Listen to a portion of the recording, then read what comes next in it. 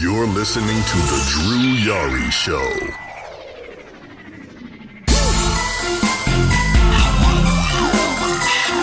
That's the wine and diner with kings and queens.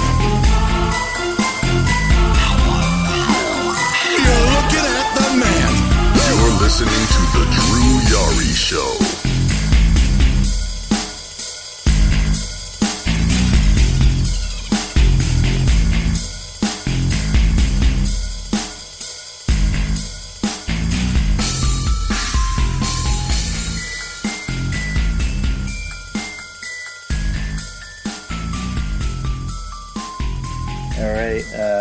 Yeah, at the moment we're live. Oh. Alright. Baby live, baby live. And I made sure the audio settings are correctly done, not like last time. Sheesh. Just in case I'm recording on my end too, so if something happens, then at least we have the backup. Yeah, that, I don't know. I'm still pissed off at myself for that. Like, because, I think it was we did 2 hours, and it was a really good conversation, and then afterwards I'm just like, are you fucking kidding me? I forgot to turn on the audio settings. I forgot to put the cable or whatever you want to call it. I was actually heartbroken when that happened. I'm not gonna lie. I actually completely forgot to record 2 weeks ago, so I lost the whole show. Oh. It was a good one. Oh my goodness. That's yeah, I mean, I guess it's one of those things where you get so into the conversation that you kind of you forget little tiny details about everything that's going around you.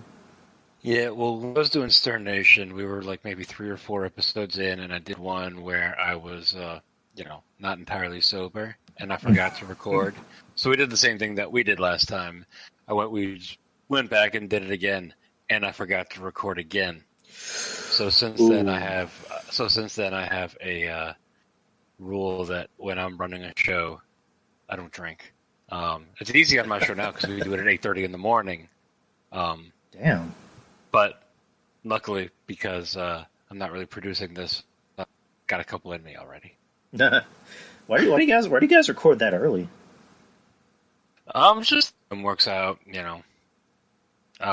Sometimes we do a Saturday evening, something like that, but time and life works out that way.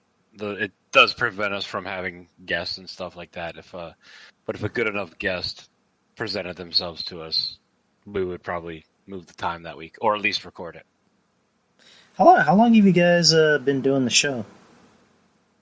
So the show's existed since 2008. I've been with it since 2010.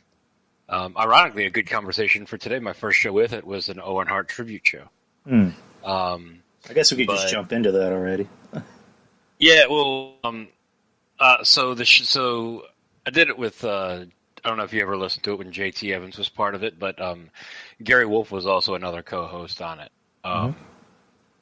So I was with it at that point for a couple years. JT got more into promoting. He was promoting hip hop artists and stuff like that. So I kind of went away for a while. I started it back up in 2016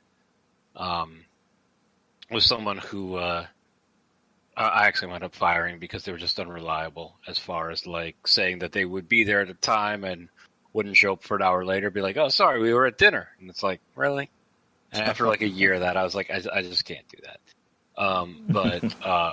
But I know that I can rely on Mark, and Mark also he volunteered to jump in, and not only do I work with Mark in my regular job, but he lives in my neighborhood, and so he during this whole quarantine, he's one of the few people that I've seen semi regularly,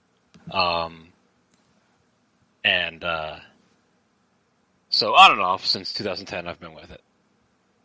Yeah, the whole co-host thing, for me, it's been kind of I wouldn't say a revolving door, but it's just anytime I think I have a co-host, something ends up happening.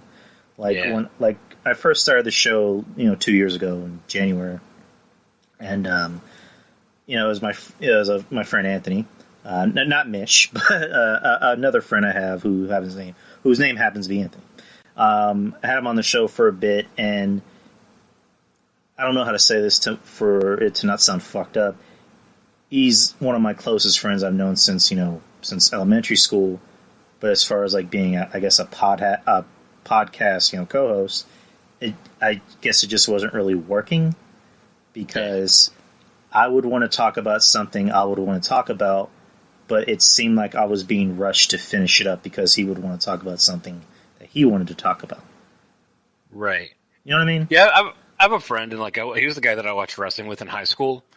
But like I'm smart enough to know like doing a show with him would not work. If he was ever up at that time and called in, like it would work. But like him, like sitting there with me, it just wouldn't work. Yeah, and he's my friend. I'm always gonna love him. But it's just like as a co-host, it's like no. Yeah. I had another co-host that I actually had for a good while, but we had a falling out, and it's basically at the point where he really doesn't want anything to do with me. It's a long story, but it's not. But I've got those. Yeah, it's kind of one of those things where anytime I even think about it or talk about it, I'm like, yeah, that was just a dumb thing to get into an argument about. But I've got those. One of them actually said something, and not to me, but he said it on like social media, so I was able to see it. And like this is something that like it's kind of burned in my brain, and it's something I keep in mind when I feel something going off the rails. He said, anyone who knows Andrew winds up hating Andrew. Oh my god. And I think about it, a lot of shit has gone south. Like for a while, Mish and I were at each other. Ooh, really? Yeah, this was very early on. I guess I can tell the story. I don't know if you know this, but I was the first co-host of Wrestling Soup. Oh yeah, you mentioned that. Yeah. Yeah. And then there was he and I and Joey, and like I wound up like his original thing was he was using revolving co-hosts, so it was like there was me, and then there was Joey, and like Jay Samola, who many people don't know that name. JT Evans jumped in. A lot of other people kind of jumped in from here and there. And so like at one point, like Mitch just realized his best chemistry was with Joey. I understand it now. I was a little pissed off at the time. And, like, I took some things that were said completely out of context, and I was like, fuck these guys, man. Like, fuck these guys. And, like, it turned into, at one point they spent, there was an episode that they spent, 10, 15 minutes kind of knocking me. And Joey's just like, well, the guy just doesn't matter to me. And I'm like, I didn't listen to it then. I just heard it secondhand, but I went back and listened to it, after the fact. Obviously, the relationship we have now, so like it's obviously all water under the bridge. But yeah, like their people were fucking at me for a while there, to where like nowadays because he brought it up on the air, we fixed it off the air. So there's people that have like subscribed to their Patreon and gone back on the old episodes and been like, "Who the hell are you to talk about this? I heard what happened," and it's like, you don't know the whole story. So I don't mean to get too personal, but like, what's your relationship like with Joey?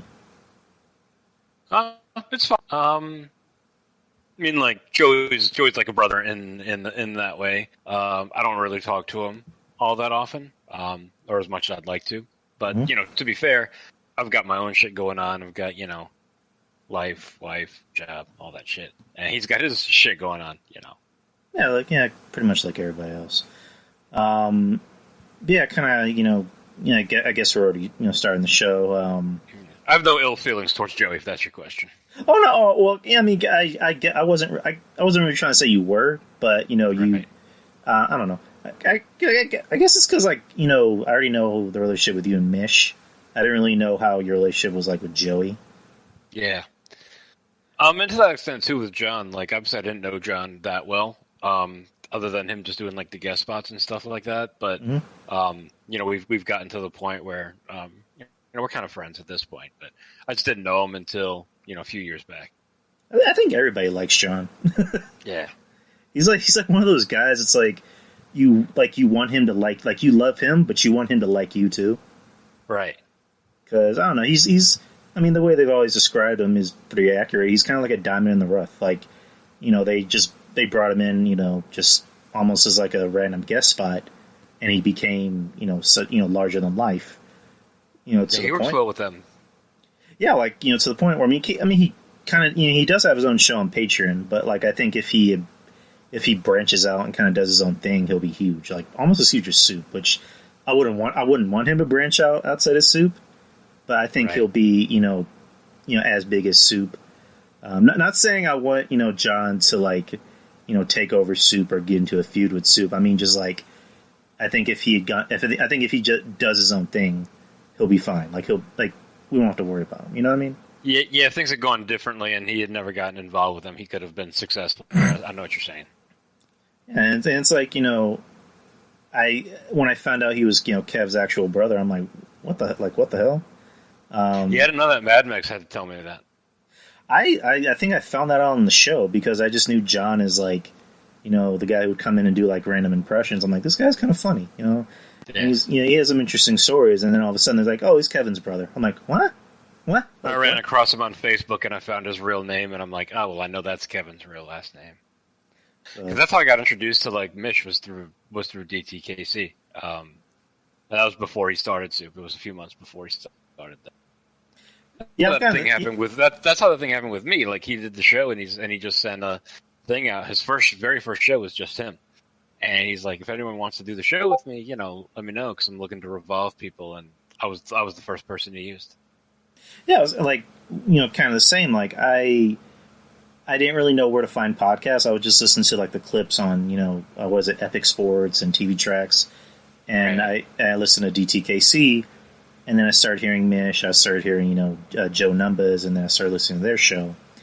And again, John comes on.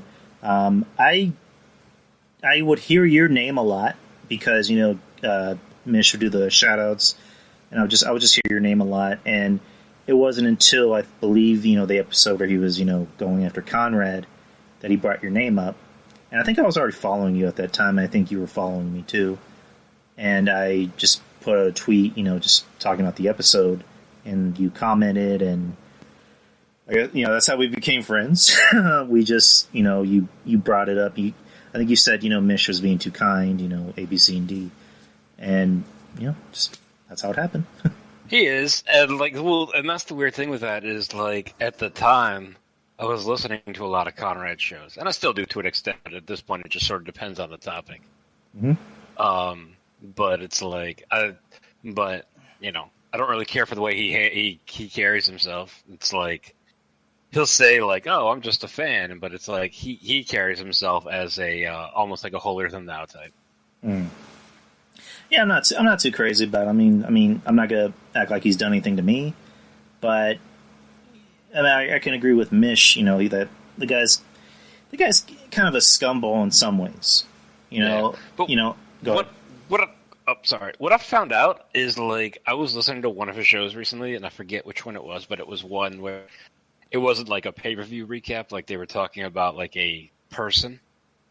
And I happened to he said something, and I'm like, oh, I didn't know that. I wonder if that's true. So the first place I went was their Wikipedia page, and I realized he's reading shit in order off their Wikipedia page, and it's like I would much rather hear like a Kevin Castle be doing that show with them because he would bring up these little nuances about stuff. Like I don't have a problem. Like I enjoy listening to like the analysis that like a Bruce Pritchard has, but I think he could do much better with somebody else doing it. Yeah, Kev is pretty much a walking dictionary when it comes to wrestling. Like you can bring up he'll bring up dates, he'll bring up random names of people we've never even heard of, or I've never. Someone's a real fan when their favorite wrestler is Al Perez. Exactly. Actually, I was at WrestleCade in November, and I went to the World Class panel, and Al Perez was on there. I'm like, oh man, Kevin would love this. So I sent him a picture of Al on the panel. Yeah, I mean, Kev's good people. I said before to Kev, I think it'd be interesting if you put DT and Jim Cornette in a room. Yeah.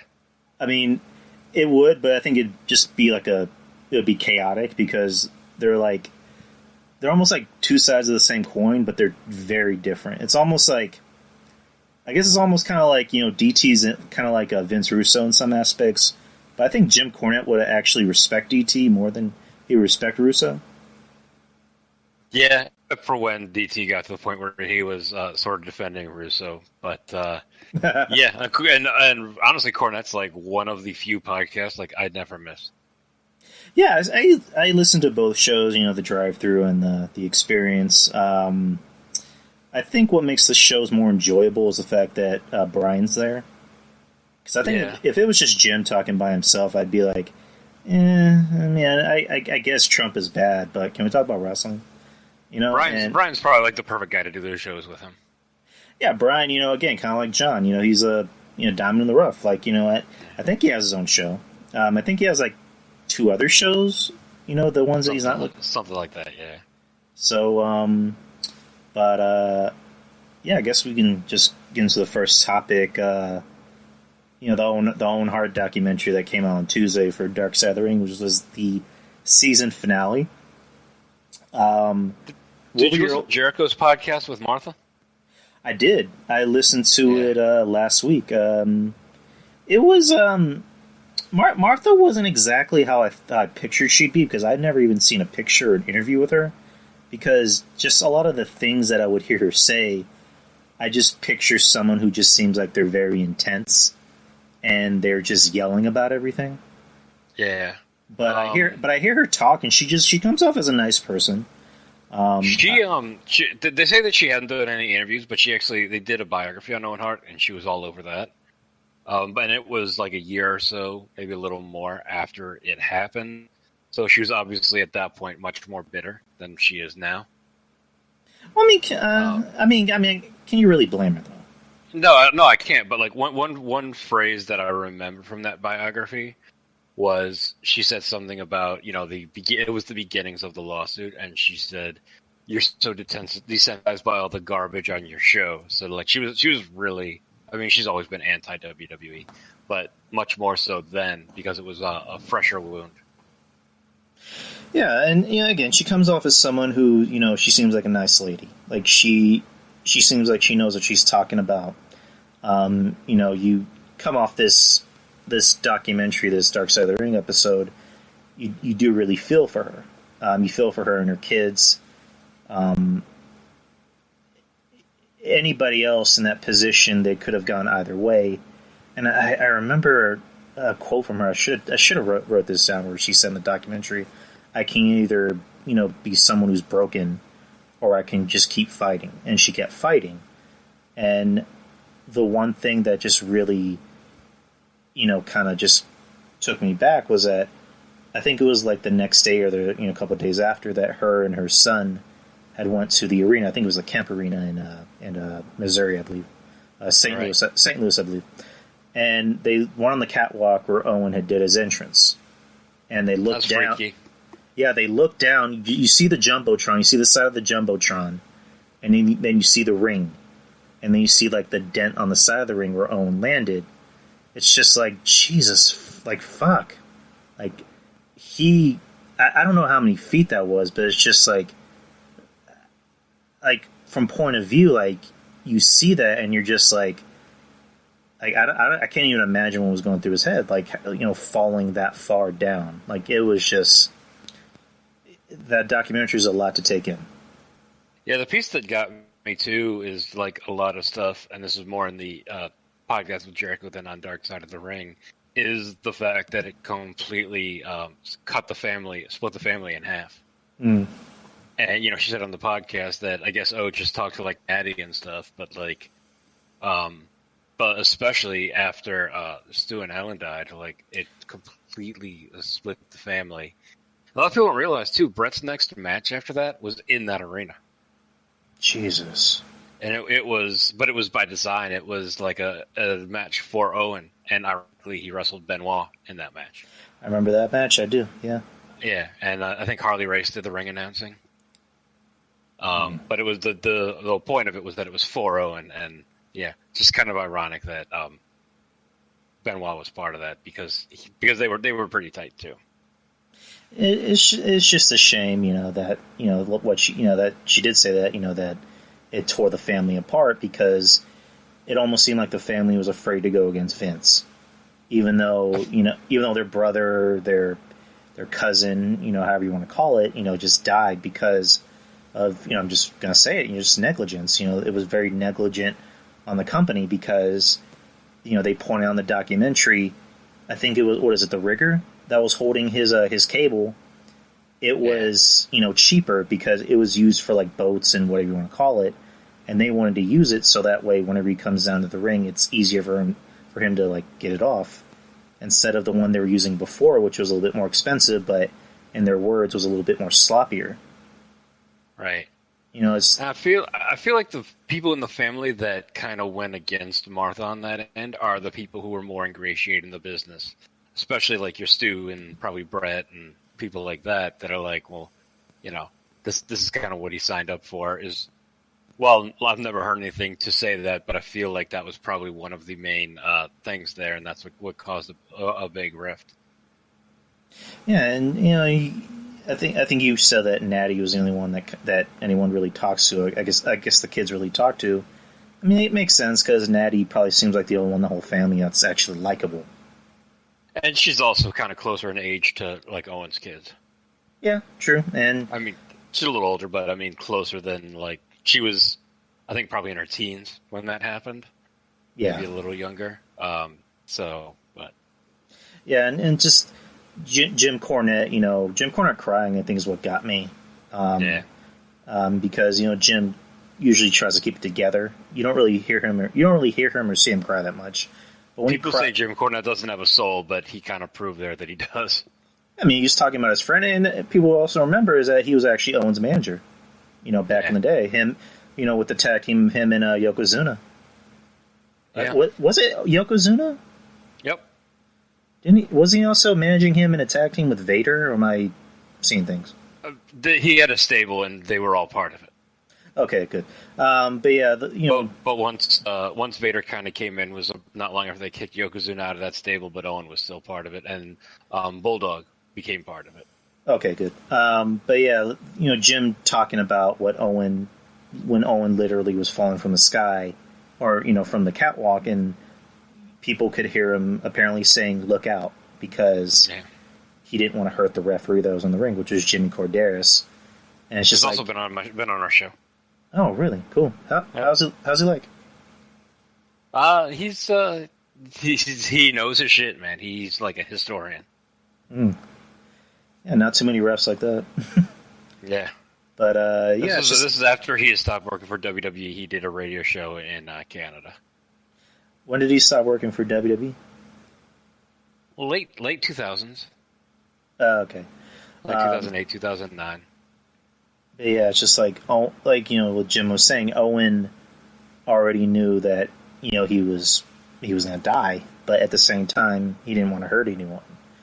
And you get to Jim Ross. Another guy is just got to kind of feel sorry for. It's like he just saw one of his closest friends die right in front of him, and probably the part that kind of made me sick was Kevin Dunn telling him in his ear, "Aren't you giving one updates yet?" And he's like, "No, nobody told me anything. Owen's dead. Okay, you're back in 10-9." And it's just like, are you fucking kidding me? Yeah, I'd heard that story before. I literally just heard that the other night when I was watching the show. But yeah. But like to have to do that, and like you realize, like if Jerome Ross were capable of tears, they'd have been flowing out at that point. But it's I mean, it's one of those things that like I already knew what I was in for while I was watching it. I knew it was going to be a little bit more emotional than the Benoit thing. I mean, the Benoit thing was emotional, but this was a little bit more emotional because pointing out the obvious, Owen Hart was a light guy. He was a good guy. Benoit was, depending on who you ask, he was a murderer.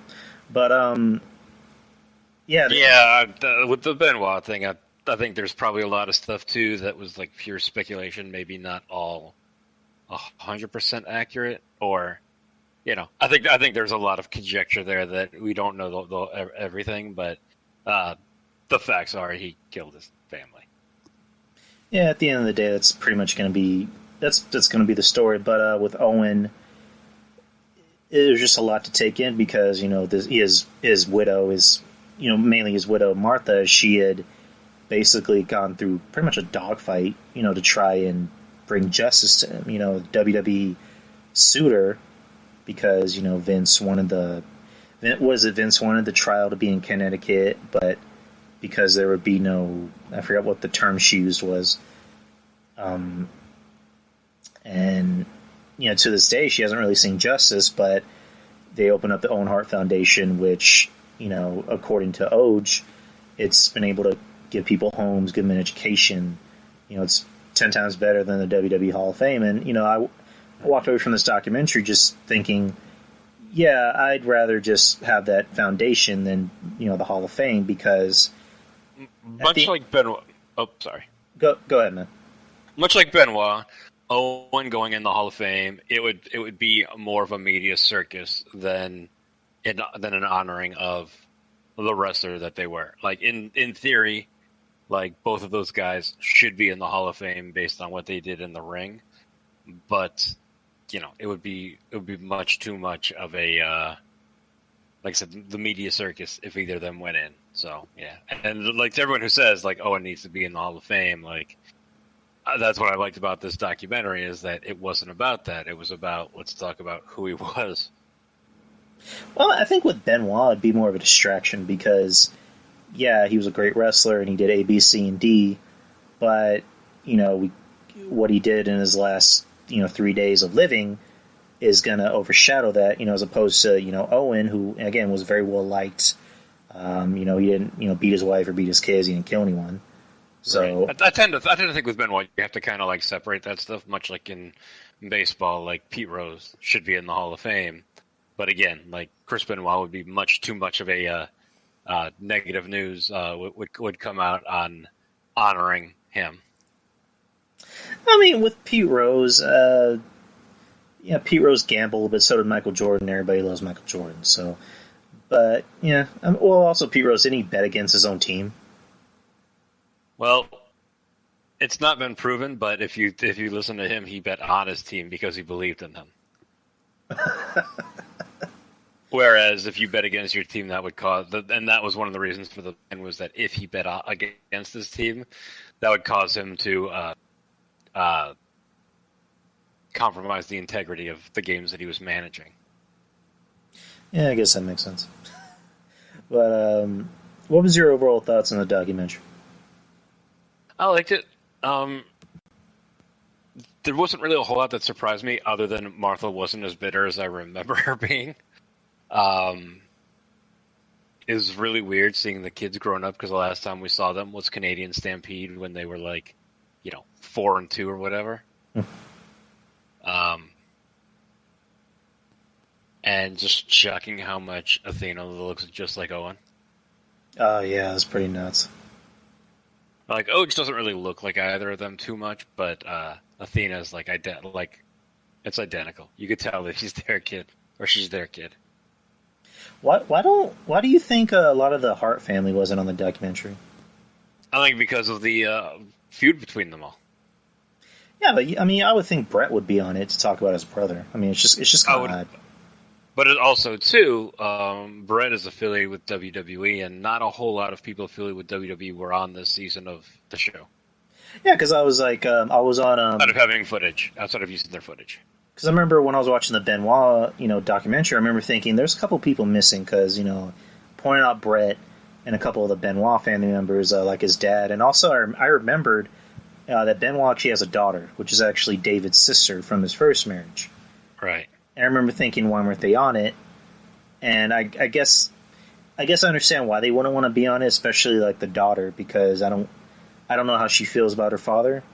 I wouldn't think she'd want to relive that, and also the father who talked about it enough back in 2007 while the shit was going on. But yeah, it's just I don't know. I guess it's I don't really think, does Brett even have a contract with WWE? I don't know what his deal is right now, because he did appear at AEW last year when he showed off the belt and fell off the stage. But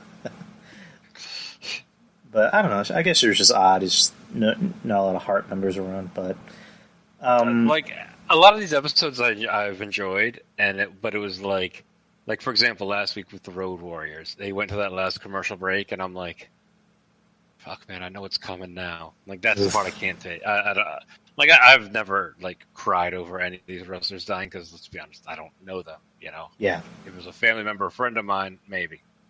But like I know that was coming. I'm like, I don't really want to see this last part. Yeah, the Road Warriors one was very good. I was too young to enjoy the Road Warriors. I didn't start watching wrestling until about 97-ish, and that was when LOD came to WWE and they were doing their whole bit with what's his name, Draws. Yeah. So I mean, a lot of these documentaries they're good to watch, especially if you're a fan, and you're not too familiar with a lot of the older stuff. My cousin, who's actually my girlfriend's cousin, I just call her my cousin anyway. She actually got her into Dark Side of the Ring because she saw me post something about the Owen Hart documentary, and she wouldn't know what that was, and I just sent her links, for all the other episodes.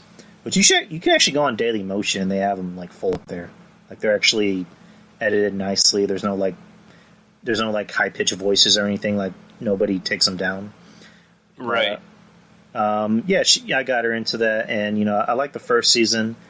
The second season, I think, is like a lot better. Because there's a lot more newer stories. Go ahead. Yeah, I've just really enjoyed the whole series up to this point, especially in the first season. The one that I really enjoyed was Gino Hernandez, and I'm old enough to remember this stuff. I started watching wrestling in like 1983. And so like Gino Hernandez, like if he had lived, he would have been one of the greatest characters. And that's on AEW. I really enjoy MJF character wise. He reminds me a lot of Gino Hernandez. I'm a huge MJF guy for that purpose, even though his matches fucking blow. But again, he's 23 years old. He's got time to improve. But with the Road Warriors, I grew up watching them. Definitely, they're not one of my favorite tag teams, but the infamous one where they jammed the spike into Dusty Rhodes' eye, I was in the arena for that. I saw that live. Oh, wow. That's pretty nuts. But I'm pretty sure they're going to sign for a season 3 because it's the highest rated show on Vice. So, I'm thinking too, it's dark, but like a redemption story, like Jake Roberts.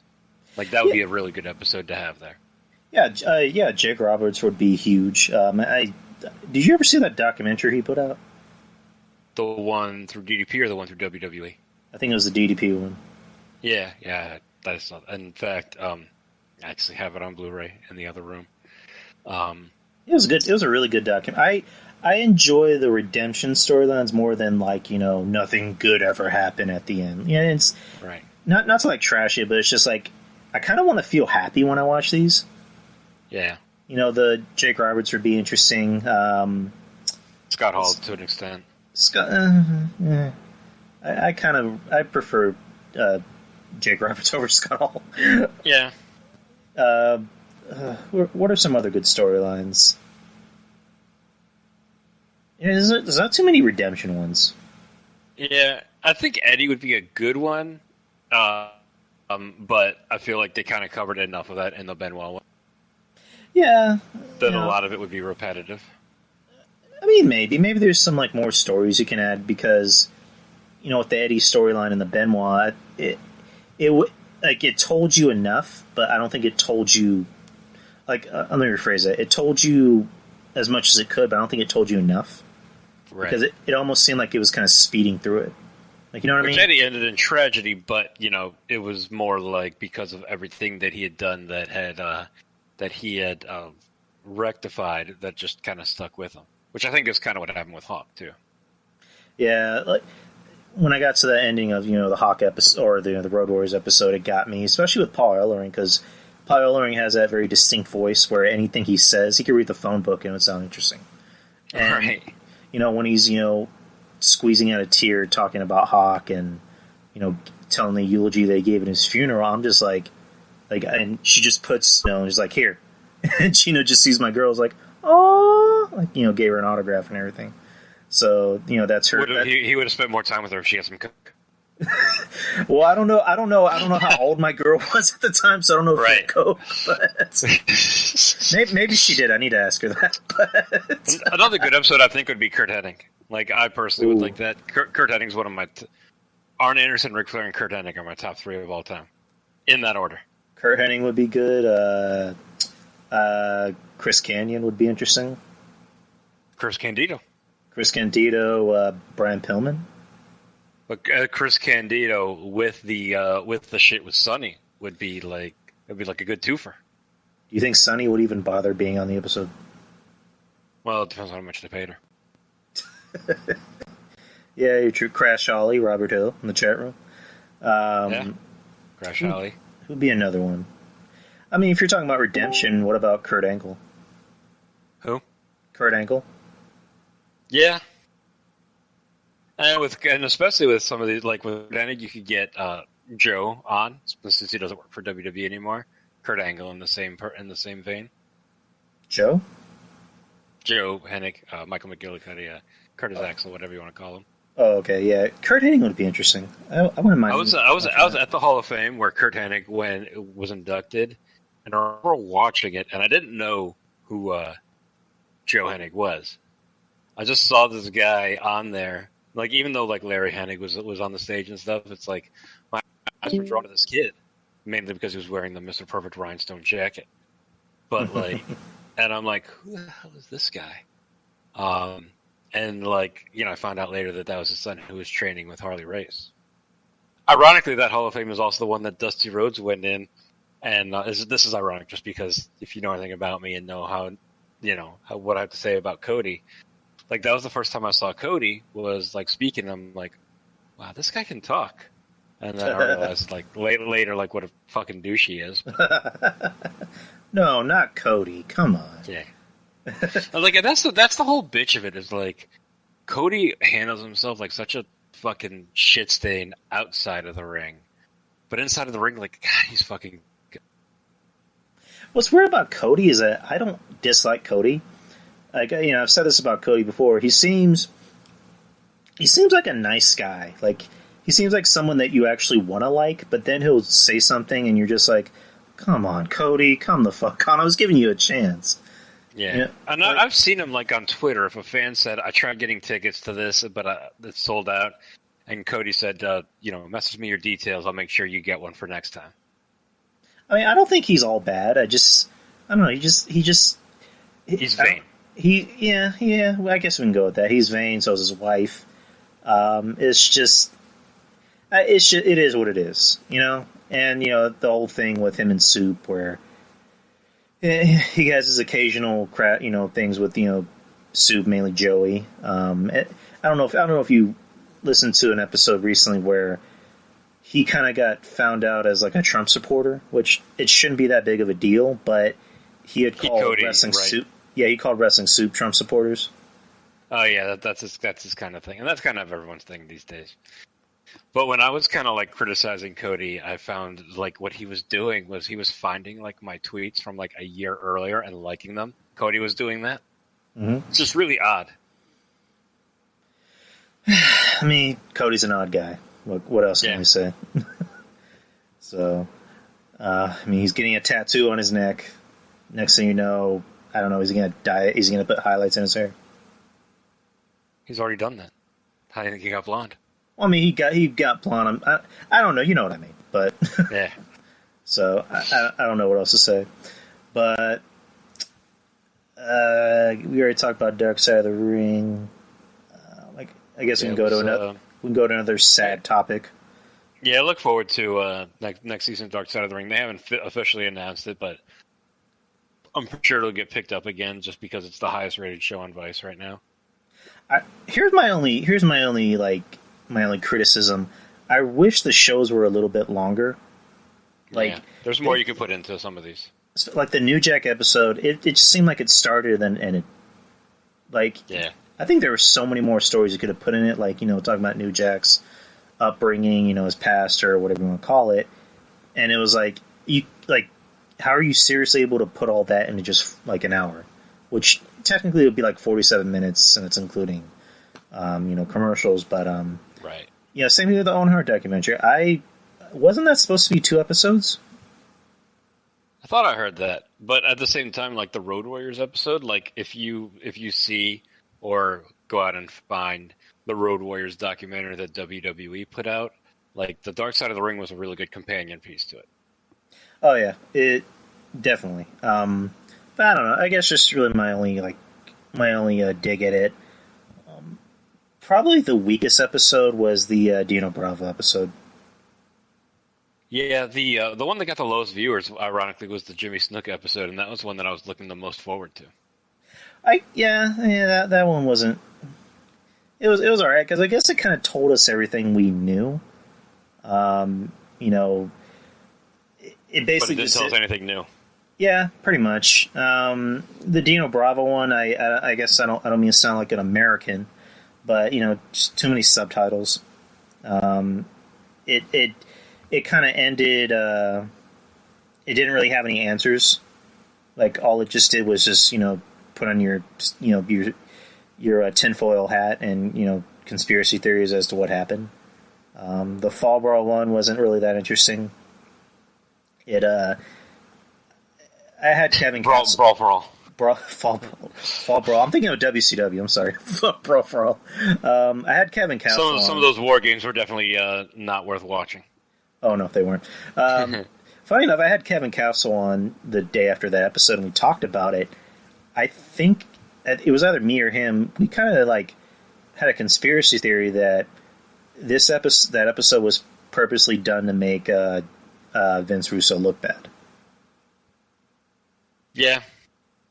Because when you look at Cornette's friends with the guys, and we know how much Jim loves Vince, and when you look at that episode, it really made Vince look bad because Vince, in his words, came up with the idea to do brawl for all, not fall brawl, brawl for all, and he's the whole episode. He's like, I don't see what the big deal is. Yeah, I did it because I want to see Bradshaw get knocked down. And then literally at the end of the episode, he's like, you know what? I might have made a bad call. Like literally the end of the episode, and then it just cuts out. The Brawl for All wasn't really that interesting, but every other episode, I enjoyed it. The problem with the Dino Bravo, the problem with the subtitles on the Dino Bravo was that the subtitles were in white, and a lot of them were against the backdrop that was white, so it was hard to read it. Yeah, you're right about that. The episode, in my opinion, I think it was one of the more weaker ones of this season. If it was on a darker backdrop, I could have understood what was being said. Well, what would you say was the weaker episode of the season? Probably Brawl for All, I think, because like you said, it was mainly used to make Vince Russo look bad, and outside of the fact that it was shit, there wasn't anything really dark about it. I mean, I guess the only dark thing you can say about it was, Bart Gunn ends up winning it, but he wasn't supposed to win it, and he ended up getting punished for it.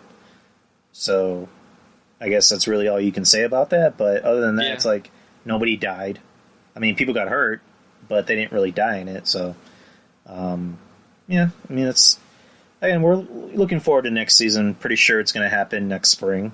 More than likely. They talked about the only dark thing about that is they talked about draws afterwards and the injury that D'Lo Brown had on him. I think that was the episode they talked about that. That piece of it, but it wasn't really connected to Brawl for All. It was several months later. Yeah, and they said nobody really got over. I mean, technically Bradshaw got over, but that was much later, much later. Yeah. And that didn't have anything to do with Brawl for All.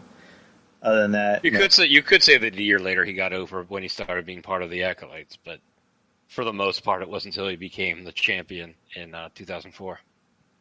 Yeah, but it was overall. We can both agree that this season was probably the better one. Yeah, and the last season it kind of came out of nowhere. It was like 6 episodes, and it was like, oh. Screwjob, Macho Man, these are pretty cool. And then when it got to the tail end, it was like the Mulu episode was really weird to me because different people said different things about her. So it's you don't really know where the truth lies. Yeah, it was it seemed very it seemed like everybody was contradicting themselves because it was Moolah was, she was this, she was horrible. It's like, but she never did this. It's like, but didn't you just say she did? Right. It was a pretty weak episode, and I go ahead. Oh, I'm sorry. I was just going to say my gut feeling was that there's some truth in that because WWE canceled the Fabulous Moolah Battle Royal.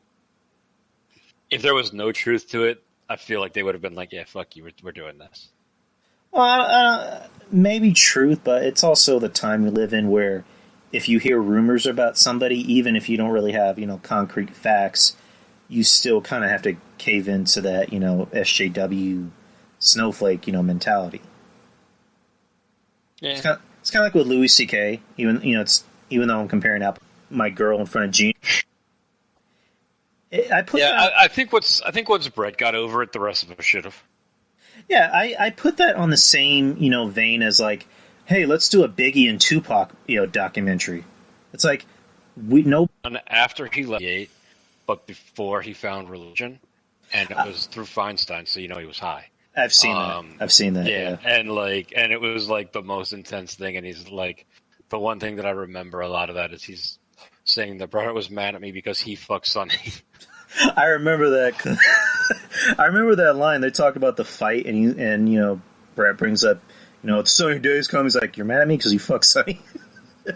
for the record, I worked in a hotel during that time, and I checked Bret Hart and Sonny in together. Oh. So I know for a fact that there was some truth there. Damn, you're like getting like the inside deets, literally. Well, and that was like the early days of like the internet. In fact, I think it might have been before I even had it because it was '97, and I was like, "Oh, what's that?" Like, I know who they are, but like, why are they doing that? And I like me in my not knowing everything was like, "Oh, I've always heard Brett was kind of cheap. Maybe they're just trying to save money." And of course, like as you get older, you're like, yeah, that's not what happened. In fact, I'll tell you, the day I got the internet, I went on to AOL keyword WWF, and the first thing I saw, the first day I got the internet, Bret Hart leaving for WCW. I'm like, the internet's awesome. Like, crazy shit happens every day. Oh man, that's pretty nuts. Well, what was I gonna say? Oh yeah. I told you the other day. Like, we almost had Oj on the show once, like 2000. But Martha stopped it. Did you ever wonder? Like, did you ever hear why she stopped it? No. But I mean, at the time, like, it was all out. Like, basically, what he told us, like, we had it set up, and then he's like, "My mom won't let me." And he was still like 18 years old at that point. So he was still like living at home and all that kind of stuff. And I don't know if that was an excuse because he thought better of it and realized he didn't want to talk about it. But I also know too, that was, with Martha being, upset and over Owen's death, understandably. And, wanting to protect his legacy. I'm sure she did that. Because, like I said earlier, the first show I did was I wrote the recaps for an Owen Hart tribute show, which Mish was actually on that, and everyone that came on to talk about Owen, and we had like Coco Beware came on, Clarence Mason came on, Godfather came on, a lot of people from that era that worked with Owen, but sitting in for the whole show was Smith Hart. Oh, and so. I think, honestly, we pissed off Martha by having family members on that. Yeah, I guess that makes sense. Because we actually used that as a way to try to get Oj on there. So even if she didn't know about it ahead of time, they knew about it because that's how we pushed it to Oj. So he already knew that Smith was going to be on the show. Oh yeah. We set up. He did a regular interview the day before, and then he sat in on this the next day. Oh, so he was already on your show before. Mm-hmm. But just on that particular episode, he couldn't be on. No, Smith Hart. No, I'm saying Smith Hart was on those. Oj, this was after we did the tribute show. This was a few months later, where Oj kind of agreed to it, and I sold it to him as hey, we did this show about about your father, really, like a lot of people who loved him, all that kind of stuff, and I think that might be what caused her to be like, yeah, don't do that. I mean, if you ever had the This is all speculation on my part, but I know we had him booked and then he dropped out. Oh, okay. I mean, if you had the opportunity to get him back on, would you? Yes, in a second. Awesome. I mean, would you the ever... the one person I wouldn't want to get on that we had booked and try to get on is Dutch Mantel. So he was on, and you didn't like it. No, not exactly. We had him set up, and we had like the way that Skype worked then. It's like if you called and you didn't have a number set up, it showed up as like all nines. So I called him to be on the show because he was gonna be on. So I called him to actually like start the interview, and he didn't answer. Like he sent it like straight to voicemail because it rang like 1.5 times. Mm. And so I came back and I was like, yeah, I tried getting Dutch on, but my guess is he didn't trust the number. So just go ahead on with the show. And he called my cell phone afterwards, and he fucking lit into me. To this day, like, I don't know if I've ever told you or if you've ever heard me talk about the show in that I drove DDP to a few years back. Oh, yeah, you told me. Dutch was at that show, and I was actually wearing a T-shirt for FCR. Mm-hmm. And I said hello because I was pretty much backstage as DDP's assistant that day. And Dutch said, if you don't get out of my face, I'm going to knock you out. So, yeah, if I got a chance to get Dutch back on, I probably won't do it. I mean, that's kind of on his part because, like, you tried calling him, but he wouldn't answer. Yeah, he's a dick. I mean, that's just who he is. That's kind of beyond being a dick. That's almost like purposely being a dick. It's like, I don't know. And he threatened me when he called me that day too, and yeah. Meanwhile, but the person I'd have on any time, Larry Zbyszko. That would be really interesting. I mean, I would personally love to have some wrestlers on my show. I mean, just guests, I love having guests in general, but the mark in me would love having some wrestlers on. DDP would be interesting because I've always been a DDP mark.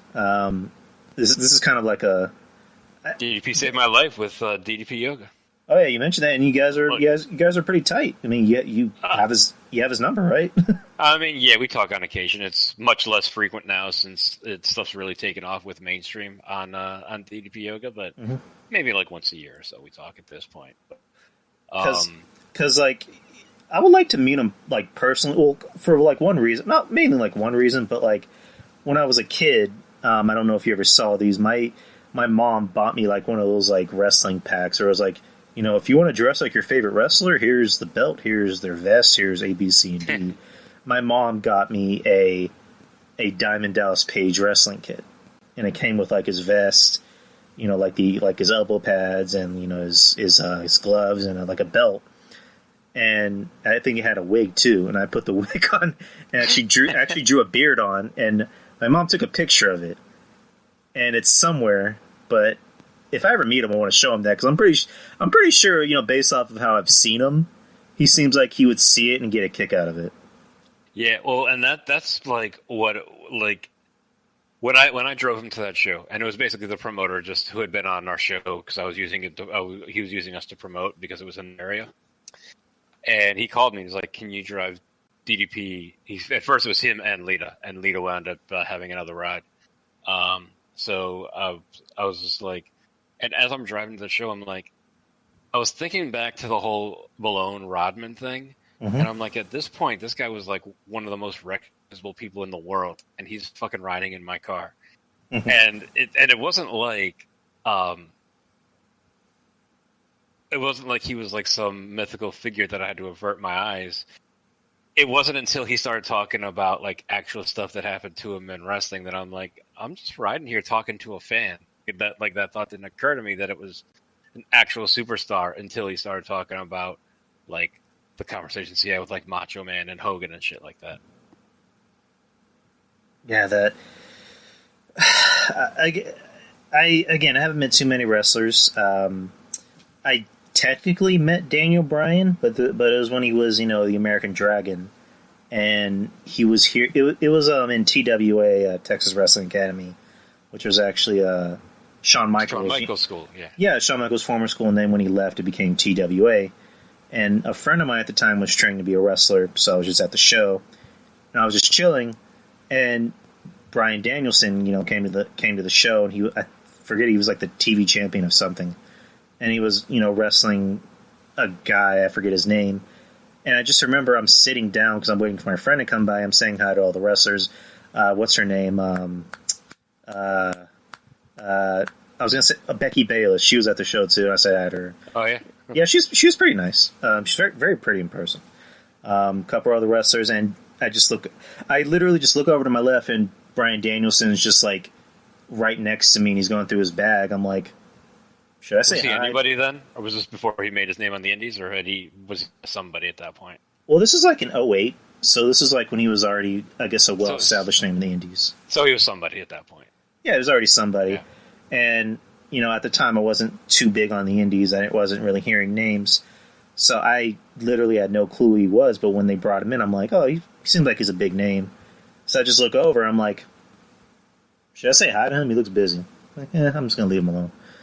So I guess that's really my only connection to Daniel Bryan. I met Rey Mysterio at Comic-Con, and I just asked him about, like, masks. And I think he liked that asking that question, because I could have easily been like, Chris Farley, like, you remember that time when you wrestled Eddie Guerrero at Halloween Havoc? That was awesome. Yeah. Like, I could have done that, but I asked him an outside-the-box type of question. He enjoyed it, and we had, like, a nice little 2.5 minute conversation about his masks. And doing, like, the conventions and stuff, yeah, there's been a lot of people that I've met, and some of them were cool, and some were like, here's your picture, get the fuck out of my face. Yeah, which I don't know why people need to be like that. It's like these people are literally paying almost like the equivalent of their house payment to take a picture of you or just be next to you. It's like, be nice, come on. Ric Flair was like that, but he had 100 people in line, so like I get that. The two of them at WrestleCon last year, one of them was Victoria, and she doesn't care about the line. She'll sit and talk to you for 5-10 minutes, and she's a hugger and shit like that. But the one that like really blew me away, I don't know if I told you this when I was on last time, but it was Trish Stratus. And the reason that it was like her line was like right next to Flair's, and so I'm looking over, and there's like 3 people there. I'm like, yeah, I'll get in this line. So I did that, did the photo, the autograph, all that thing, and then like I had put it down on our table, the picture that she signed. And I got back to the hotel that night, and I'm like, fuck, man, I left that picture there. God damn it. And then, like, the next day I just happened to go there. I'm like, hey, I was here yesterday, and I left a photo here. Do you guys happen to still have it? Trish was actually on the floor walking around looking for me to give it back to me. Are you serious? Yeah, and so, like, I joked around, especially with my wife, about, like, in her, since Trish has, like, come back on TV, she's a little bit more bony, kind of look like Skeletor. and since then, whenever someone comes up, I'm like, don't you fuck with my friend Trish Stratus. Yeah, Trish seems like she's pretty, like, down to earth. Like, she seems like she's a pretty chill person to talk to.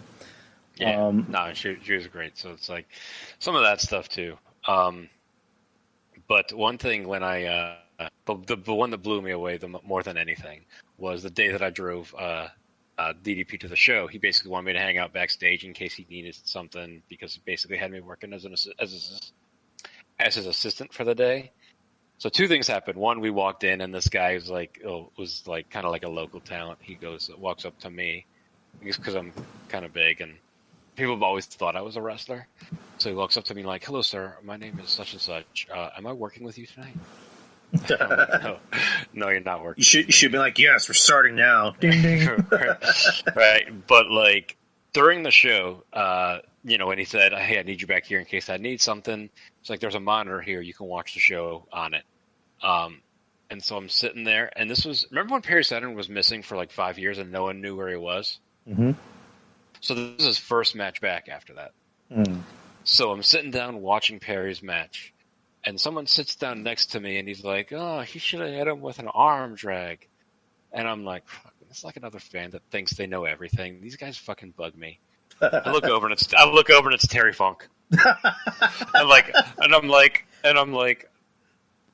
I'm pretty good at, even when I'm marking out, not showing it. but I'm like, Terry Funk is bringing down a match to me. I think my words to him were, "You realize I'm nobody, right?" Like, do you just have your hands under your head? You're like, tell me more, Terry. Right. I was like, oh yeah. But that was cool. Like everyone was kind of cool with that, like taking pictures and stuff like that. Even though a lot of them were there and getting paid for pictures, like a meet and greet. Man. Like there was one, Kevin Nash was there, and I was like, "Hey, Kevin, can I get a picture?" And Kevin looks at DDP, and DDP goes, "It's cool." He's like, "Yeah, that's fine." So, wait, so Kevin Nash like had to ask for permission from DDP, or what happened? Yeah, because Kevin Nash was there doing a paid signing. Mm-hmm. So he basically, like, the in theory, like if you're someone who, should have been paying for the signing, like I just want to make sure I think you weren't trying to get something for free. Oh, okay, that makes sense. But Kevin Nash seems pretty cool. Yeah, people are down on him, but I'm like, whatever. But I was talking. This whole started with me talking about Larry Zbyszko, and I'll tell you why he was so great. Because he came on the show, he did like an hour, and he trashed Jericho actually, and like did a great interview. Unlike 2 years before when his book came out, I heard him do interviews, and the answer to everything was read the book.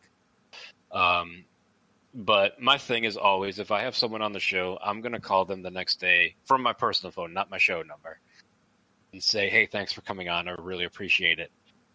Before I got the chance to, Larry Zbyszko called me to say thanks for having him on. Oh, wow. That's pretty nuts, dude. Like, that's pretty crazy. You have these guys, like, the guy actually can call you. Like, that's pretty nuts. I don't know what to say to that. That's pretty mind-blowing, dude. Yeah. And, like, I was like Larry, too, to begin with, but, like, I found, too, like, a lot of the older guys, like, he was, like, especially older, it's, like, the 80s, 90s era, those guys tend to sometimes be a little bit more of dicks, but the people before and since are not.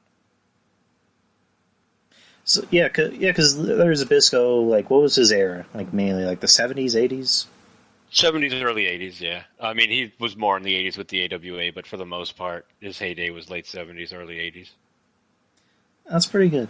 Yeah, I like hearing stories like that where the guys are actually cool instead of just being like these complete dicks that just want your money. It's like, come on, dude. Do you even want to talk about the Shad Gaspard story? Well, this is a good segue because I've always kind of had some, I don't want to say negative, but not glowing feelings about Shad because I tried getting him on the show and he wanted $300. And I was like, what an asshole. And like, but I heard about this and I'm like, the main thing that I'm thinking is this guy risked and ultimately lost his life to make sure that his son was safe. And that's a very noble thing. Yeah. I mean, it's already sad, but it's just the part that gets you is that, I don't think his kid's ever going to be okay. Because in his mind, he's thinking, it could have been me. And I don't want to put words in anyone's mouth. I don't want to sound too dramatic, but it's just, if anyone doesn't know, Shad Gaspard, former Crime Time member, from WWE almost a decade ago. He, him and his son were at the beach, and swimming in the ocean, all of a sudden a riptide came in, and this was supposed to be, I think it was like 8 to 9 feet of water, and Shad's already about, I think he was like 6'7", 6'6", and this riptide came in, and the lifeguard saw them. Shad said, take my son, don't worry about me.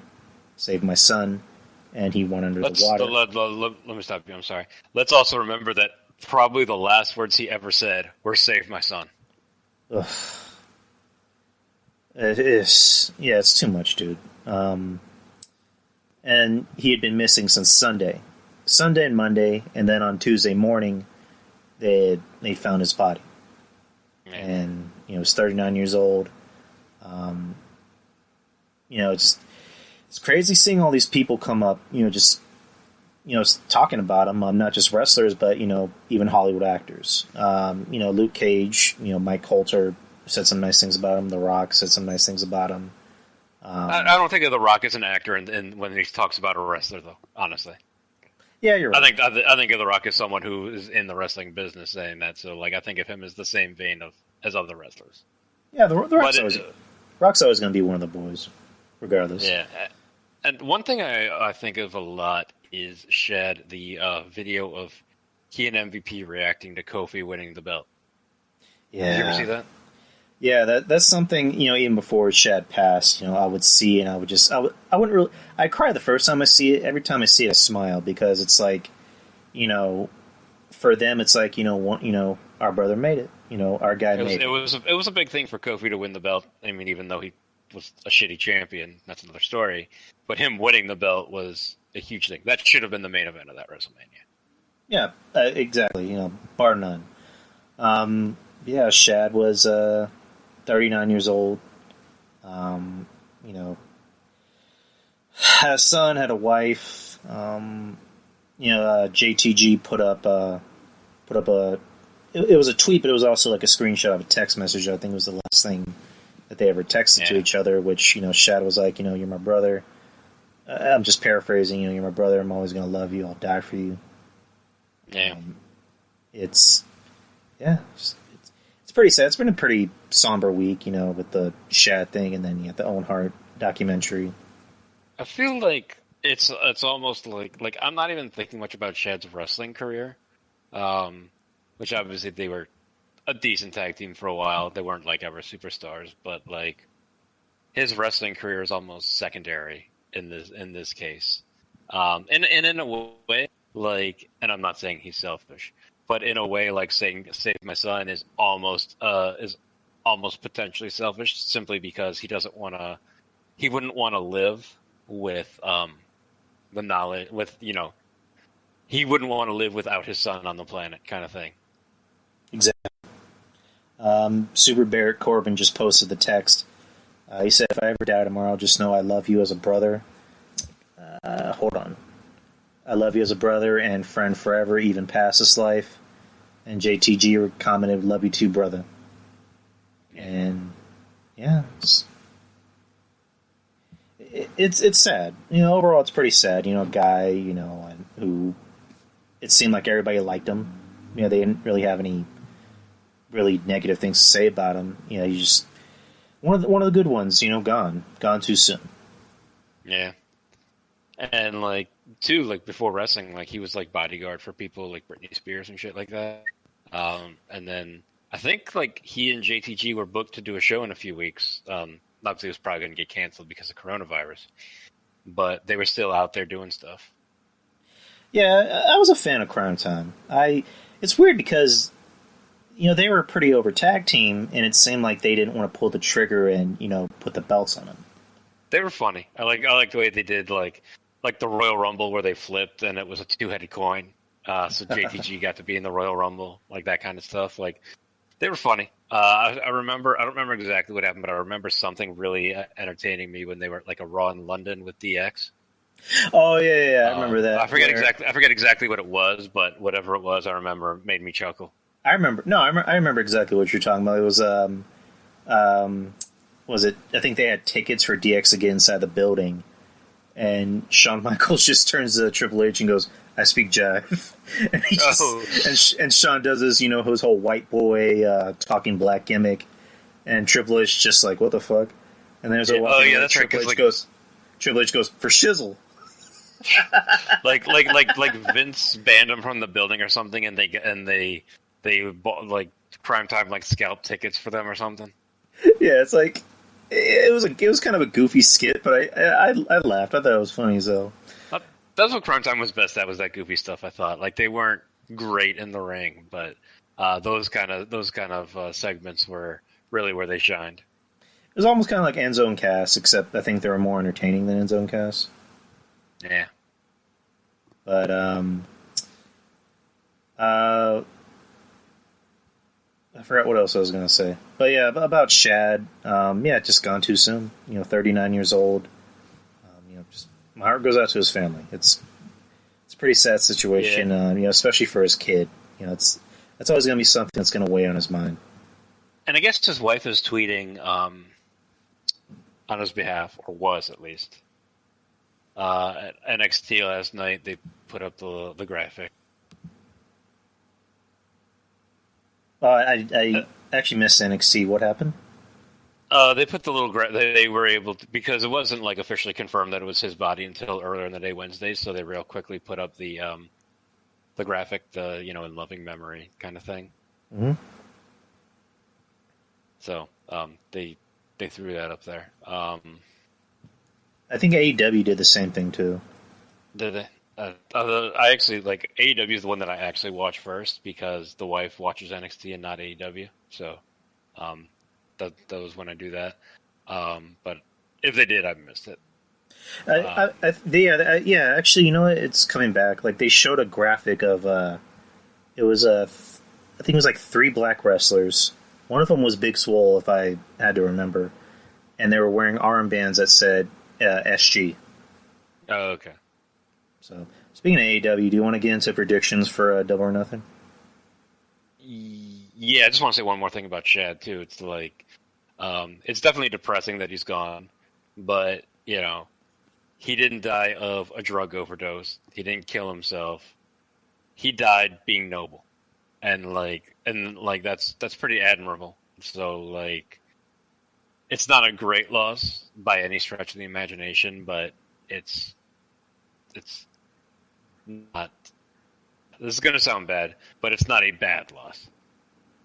I agree, but I don't, because I if this was The Rock died, it would be huge. But I think if you're in the wrestling business and one of your own die and one of your your own brothers die, it's big. It's big for them because like I said, when you go on Twitter, you saw all these wrestlers, whether they were from WWE, AEW.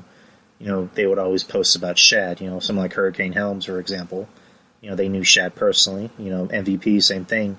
So I think for the wrestling world, for the wrestlers, it's a big loss for them because that was their brother. You know what I mean?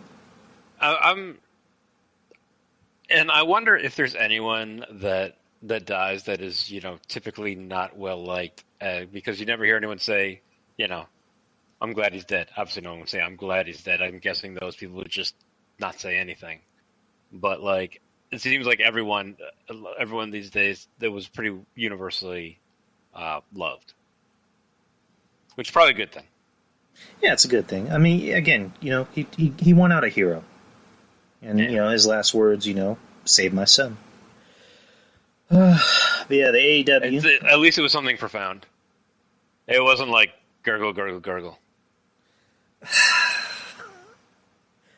No comment.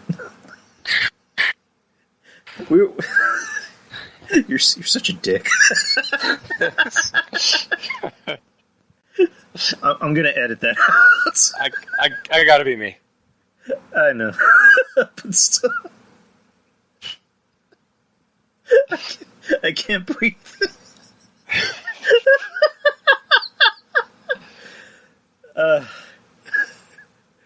The comments and views by Andrew Karluk are not reflected upon the Drew Yard Show. Speaking of people who are universally despised, hello, this is me. AEW Double or Nothing is going to be this Saturday, May 23rd in Jacksonville, Florida, at the Daly's Place TIAA Bank Field. I'm just looking at Wikipedia, like Conrad. These aren't going to be the match order. These are just the matches they have in order on here.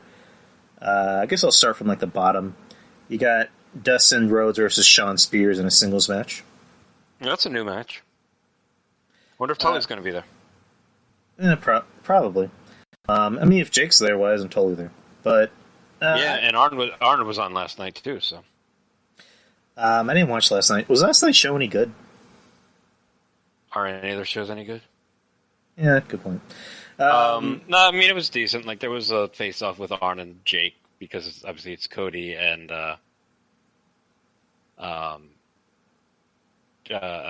Lance Archer. But seeing Arn wearing Cody's logo, it kills me a little bit, honestly. An Anderson and a Rhodes on the same side, I don't like it. All right, so who do you have for Spears and Rhodes? I think Spears, but I could very easily see Rhodes. And honestly, I think Rhodes, since AEW started, is probably better than he's been in 20 years. Yeah, he's actually. I mean, he's not bad in the ring. I mean, he's actually been a lot better in the ring. He seems like he's more comfortable and he's having a lot more fun.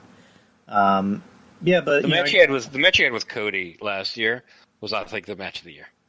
Oh yeah, definitely, hands down. Spears, I think, needs to win a little bit more. I agree with Antox. It seems like Spears hasn't really been doing anything since the show started because he just had that feud with Cody, and as soon as the show started, he just hasn't really been doing much. Yeah, and the problem with that too is they weren't really able to build it up because that match was at All Out, which was before the TNT show started. So any build up on that was pretty much on YouTube, which I don't watch their YouTube shows. So there's that at least with regular TV, you could build it up through TV. Yeah, true.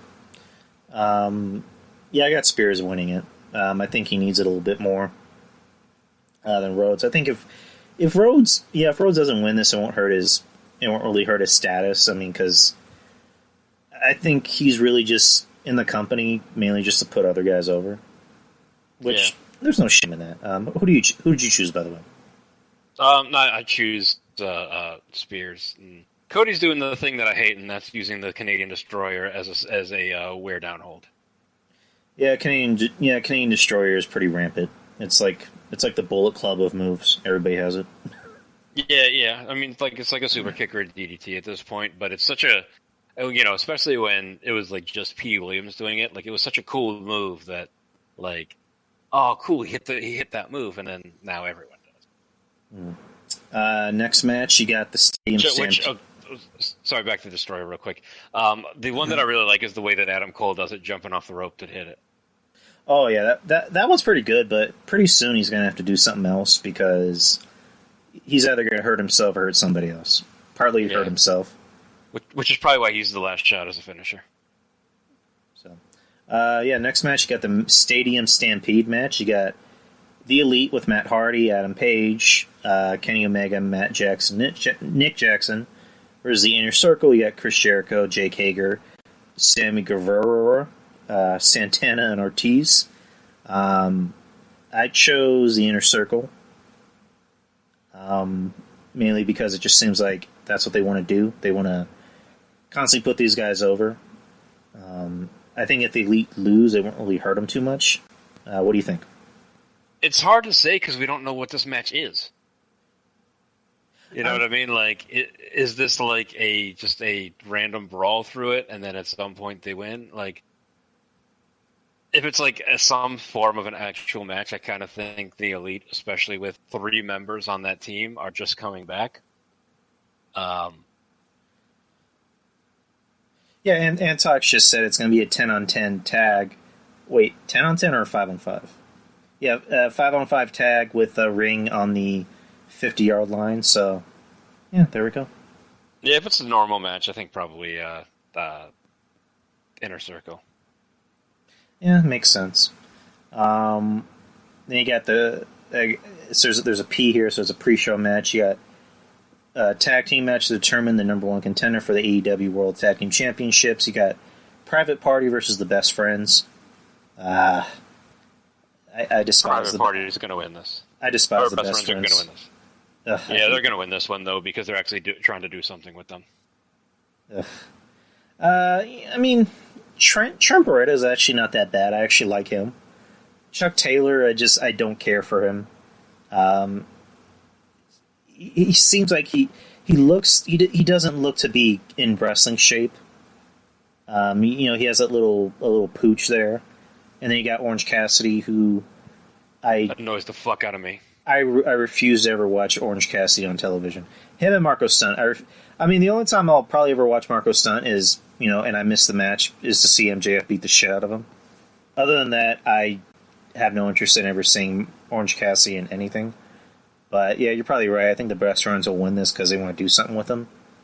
I would. When was the last time we saw Private Party on TV? It's been at least a couple months. Yeah, because it was weird. Because like when I was watching the show when it first came on, it looked like they were trying to make him into a thing, and they even beat the Young Bucks in a match, like clean. Yeah.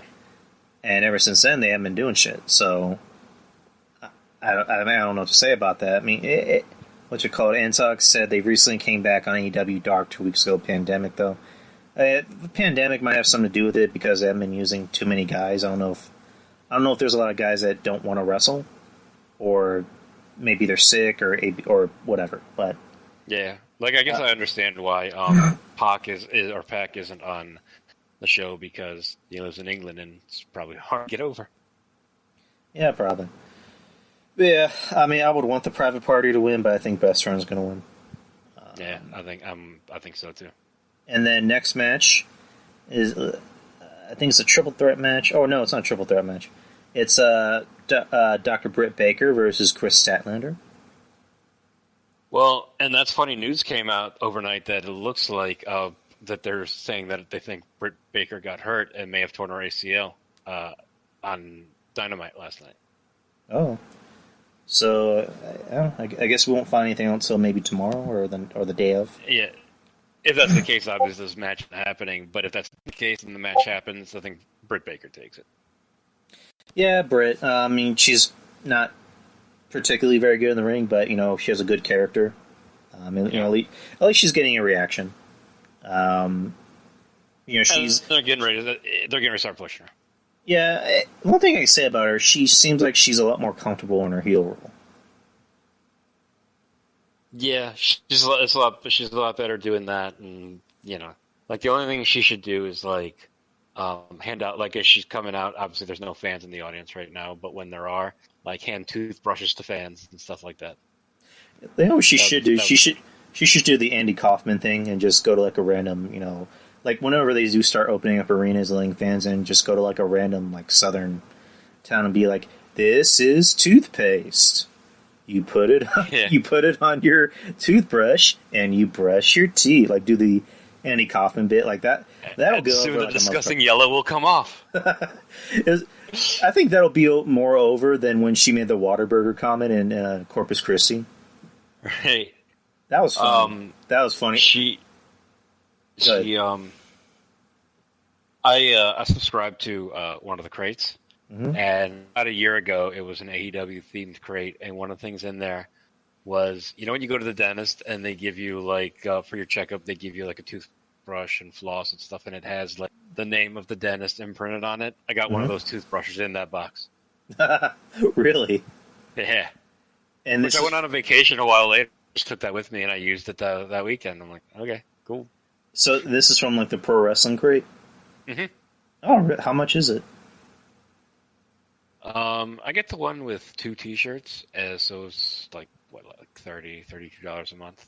But I do it on like a 6-month plan, so it's like around $200 for that time. Saves me a little bit of money.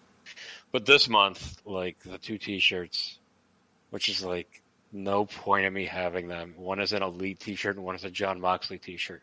Ugh. And it's like, oh. We'll get to John Moxley in a bit. Yeah.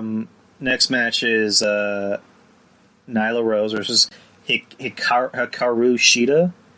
No disqualification, no count-out match for the AEW Women's World Championship. Nyla Rose is holding his belt for a long time. Really? Yeah, I think so. It's hard to believe anyone beating her, especially someone like Hikaru Shida.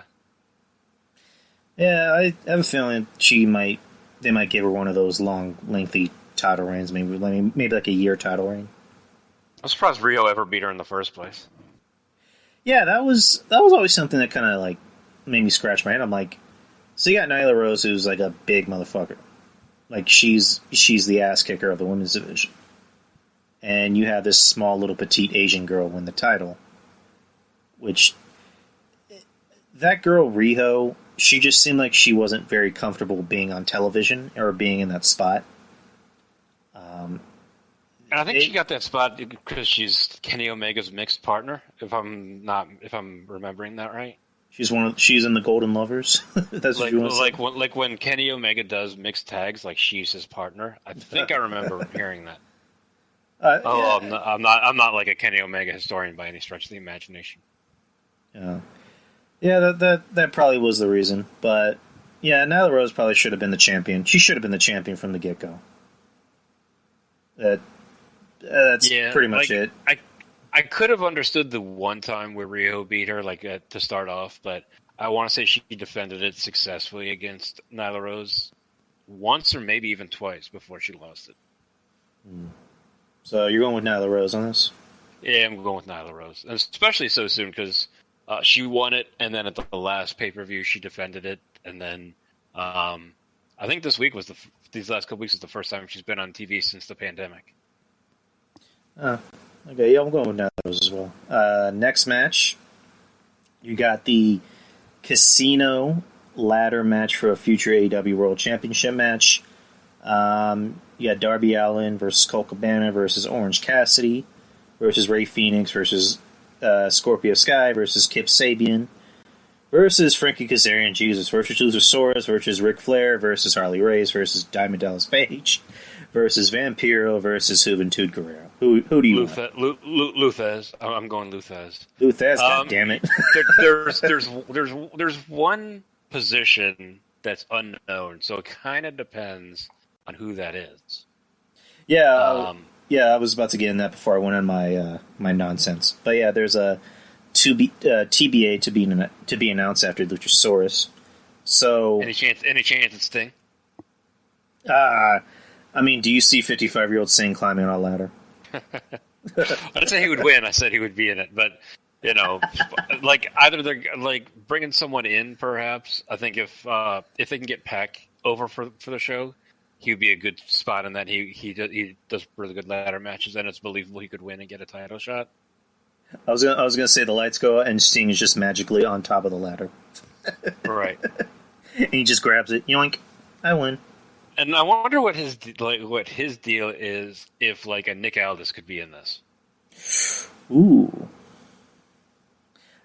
So let's kind of do some marky things. So, do you think? But I'm a Nick Aldis mark because he lives 2 miles over from me. Well, I'm just gonna say let's talk like Mark for a bit.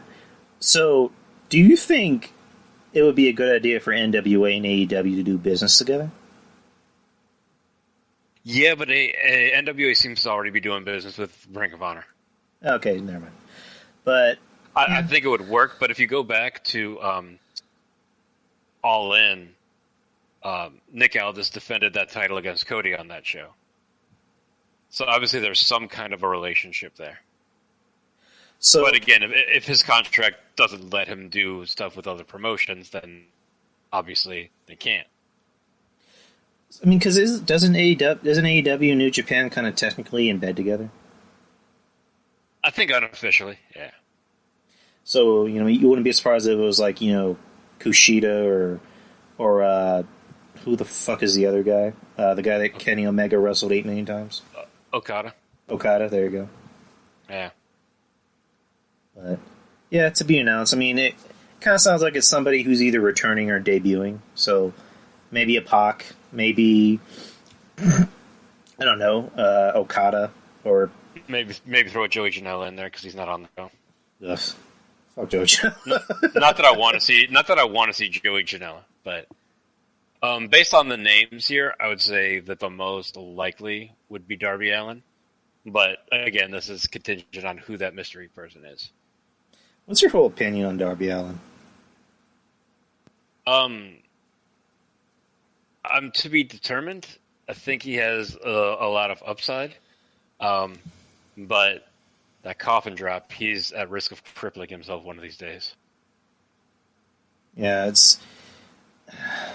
it's a movie he's going to need change in the future. My whole opinion on him is I can see why people like him. He has the talent. He has, the gimmick, charisma. I just think he's kind of a smarmy douche. Yeah.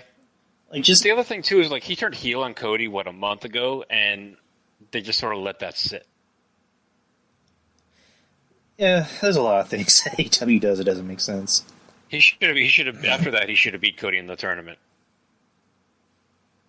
Yeah, you're right. Or maybe he causes Cody to lose. Well, I guess we'll talk about that in a few minutes. It's just certain things that Darby Allin says that kind of rubs me the wrong way. Like, I made that post. I think you commented on it, or I think you either commented on it or you liked it or whatever. But he just said something where he's like, a lot of young guys should stop, being marks for vets or whatever. I'm like, aren't you a young guy? Aren't you like barely 23? Like it's yeah. I have a thing. 28, whatever. He's young. I just have a thing with guys who are that young who try to talk like they're 50. And I look at this stuff like, especially young guys are wrestlers because they're fans. Almost nobody anymore gets into wrestling because they think it's a way to make money. Obviously, Sting did that and it worked out for him. Same with Ultimate Warrior. But, like, for the most part, people are wrestlers because they're fans. So, like, yeah. I'm gonna say, like, I'm not a huge fan of the term mark because that basically means you're a fan, which is kind of the point.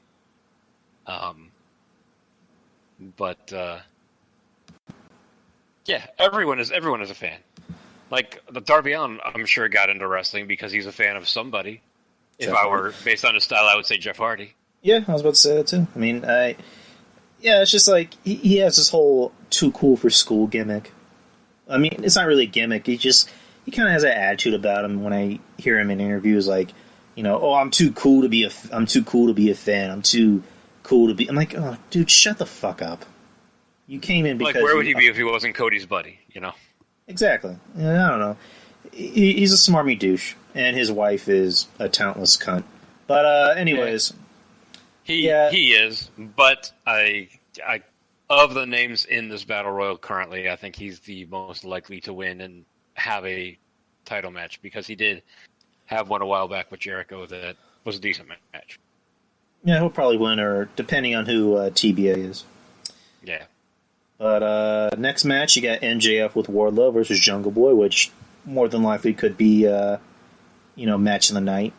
These guys had a match on, I was going to call it Impact, not Impact, AEW, I think like a month and a half ago or 2 months ago, and it was a hell of a match. I'm going to go with MJF. I think the match of the night might be a stretch because I just think that MJF still has a lot of work to do with his in-ring skills. But never know. But yeah, I agree with you. MJF. I also think MJF, as far his character's already over, and I'm not saying he needs. I'm not saying he shouldn't get better. I'm saying he's at the point where his character's already over that it kind of supersedes his wrestling ability, if that makes sense. Yeah, no, that's true. We were talking about the Dark Side of the Ring earlier, and MJF reminds me a lot of Gino Hernandez. Oh yeah, I mean, obviously I can't speak on that because I didn't really get to enjoy Gino Hernandez that much. I'll go with that. Gino Hernandez, little bit of flair. Character-wise, they're very similar. Oh yeah, definitely. Yeah, he's like, I think Darby Allin's older than him, so he has a lot to learn. He'll get better eventually. He'll maybe add a couple more moves into his repertoire. If he's to be fair, MJF's only 23, so he's definitely got time to improve. Oh yeah, I mean, if he's smart, he'll use maybe like a submission hold. I don't see him doing any like flashy, like spot monkey moves, which is good because the Young Bucks have that market cornered. Oh yeah, but I was gonna say, the one thing that I notice about better heels, that not just better. Well, actually, let me rephrase that. The one thing I notice about a lot of heels nowadays is they still do a lot of spot monkey moves. A lot of flips, which I'm just like, as a heel, shouldn't you not want to entertain the fans? Right. I'm not a huge fan of the flippity shit. Oh no, I'm not. I've become old man yells at Sky, even though I'm 30. Like I'm getting tired of flippy kicky guys. I mean, how many people are basically crippled because they used to do that stuff? It's like that's one of the reasons that I'm so down on Sammy Guava Juice. Guava Juice. I've kind of turned the corner on him. I like his character. But yeah, him in the ring is But He's a good heel in the sense of the same way that like Kyle O'Reilly of Undisputed Era is a good heel because he's just got such a punchable face. you're right about that. I was going to go back, to a lot of guys. Like it's like with Jeff Hardy. Jeff Hardy still has a swanton, and he's 40 something. It's like, dude, just do the twist of fate. That's all you got to do. Like you don't need to hurt your back anymore. Just do a twist of fate. I saw a meme the other day, and it said if 2020 was a wrestling match, and it was an advertisement for the Jeff Hardy Sting match.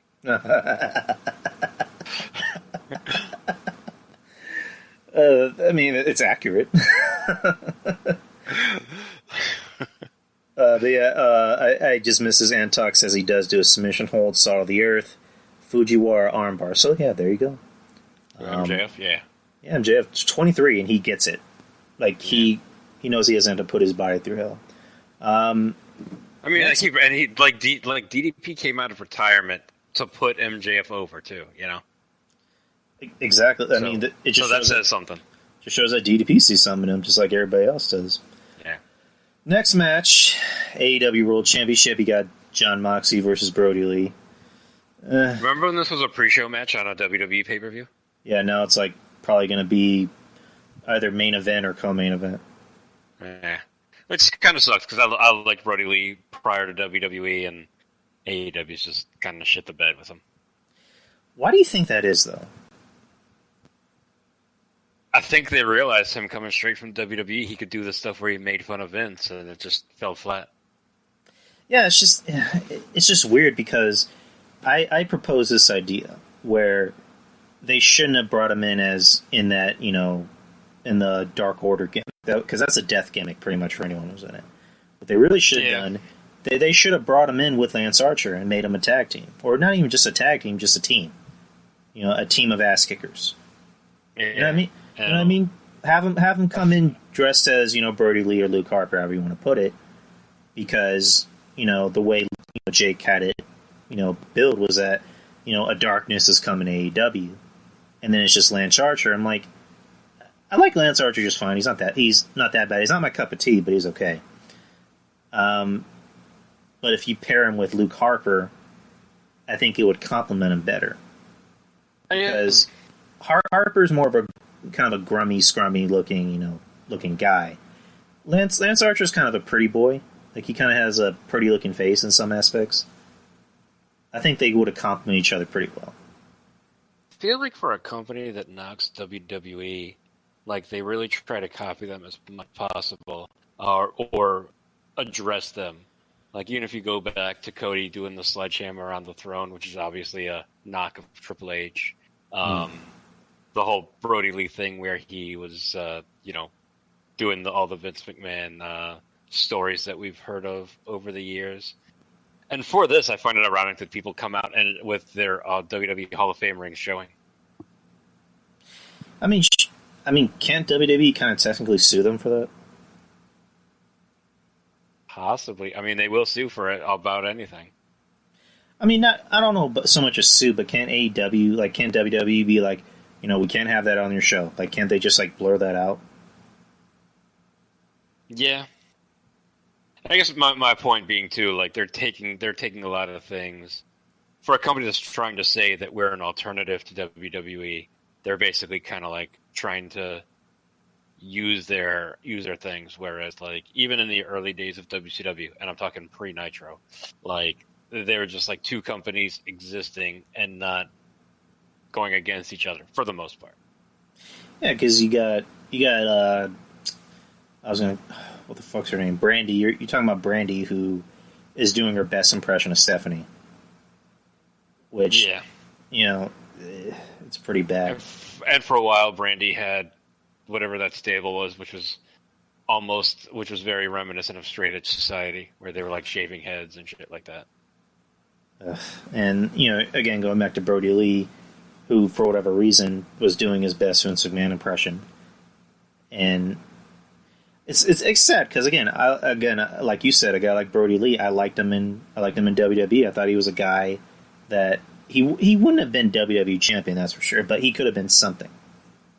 And he's Intercontinental Champion for a spell, but then they just put him and Rowan right back together. Yeah, he alluded to that it had something to do with the fact that Vince didn't like how he looked like he was a Southern hick, but you hear him talk and he actually has good dialect. He's very smart and sounds pretty educated. When he came to AEW, it looked like he stopped lifting weights.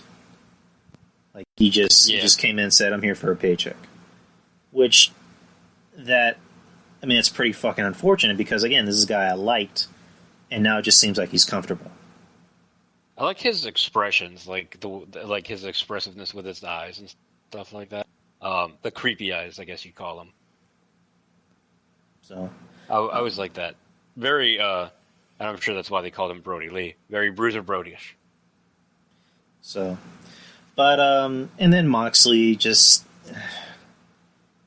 it seems I don't know if it's because he was in WWE for too long that it kind of watered down his character a little bit, but him in AEW it seems like he's not clicking that much. It almost seems like I think Joey Numbers said it best. He's almost like a mediocre Shane Douglas. That's the perfect analogy. And like all three of those Shield guys, like I liked them together, but I didn't like really ever any of them individually.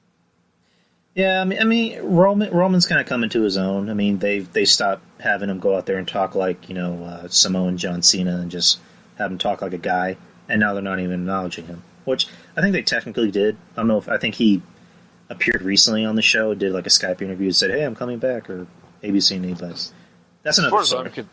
As far as I'm concerned, they kind of let the boat fly on Roman Reigns when he beat Undertaker, and they didn't use that to turn him heel. Like that's what they should have done at that point.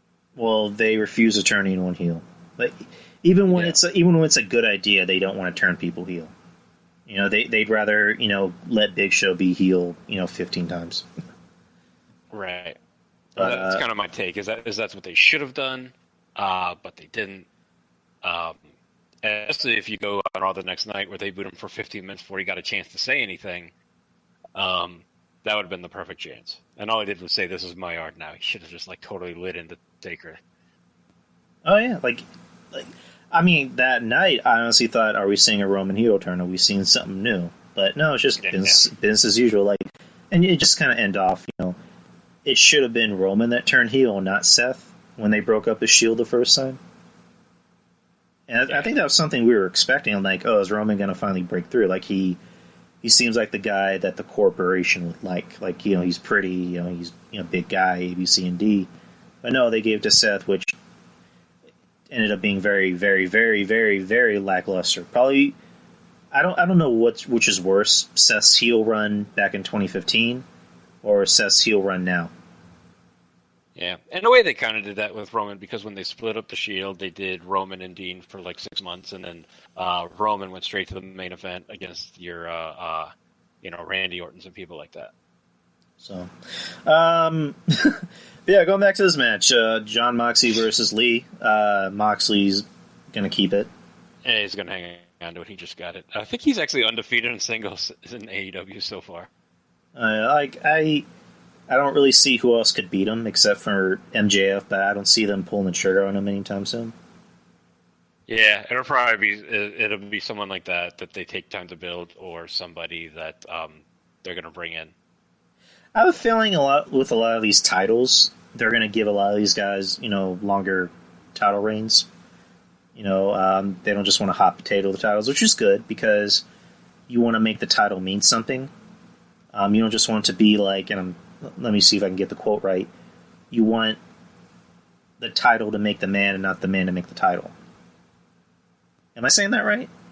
Yeah, that makes sense because they have 3 titles, and I think they've all changed once. Yeah. You don't want to pull a WCW from 2000, which had 25 title changes for the WCW title. Unless you got G.I. Bro, in which case, run with that guy. Exactly.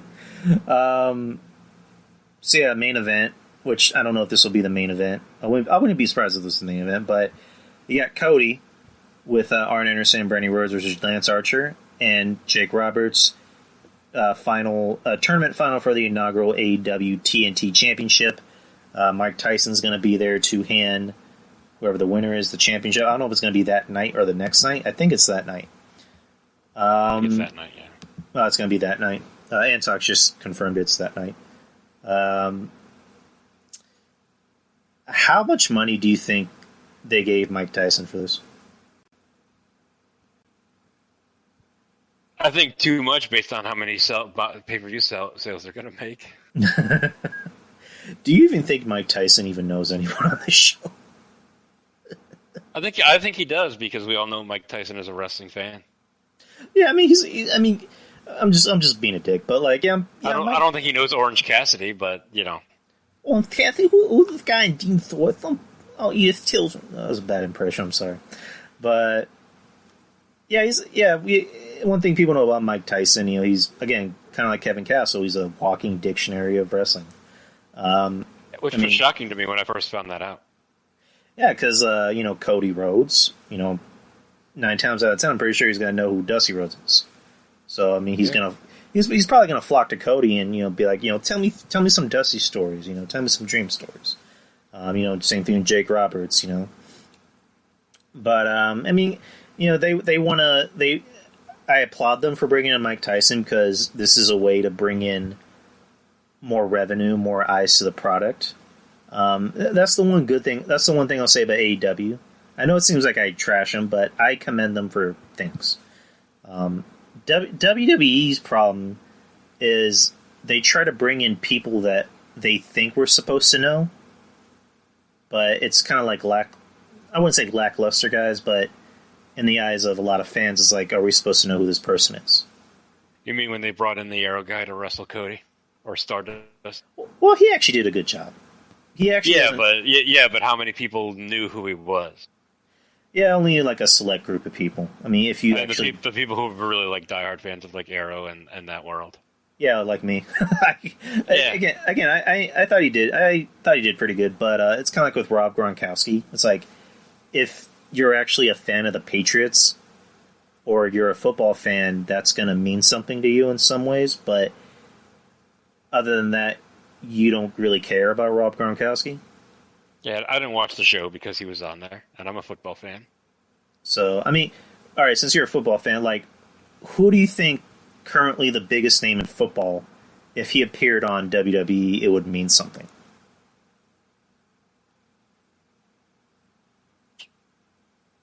What was that? Probably Tom Brady.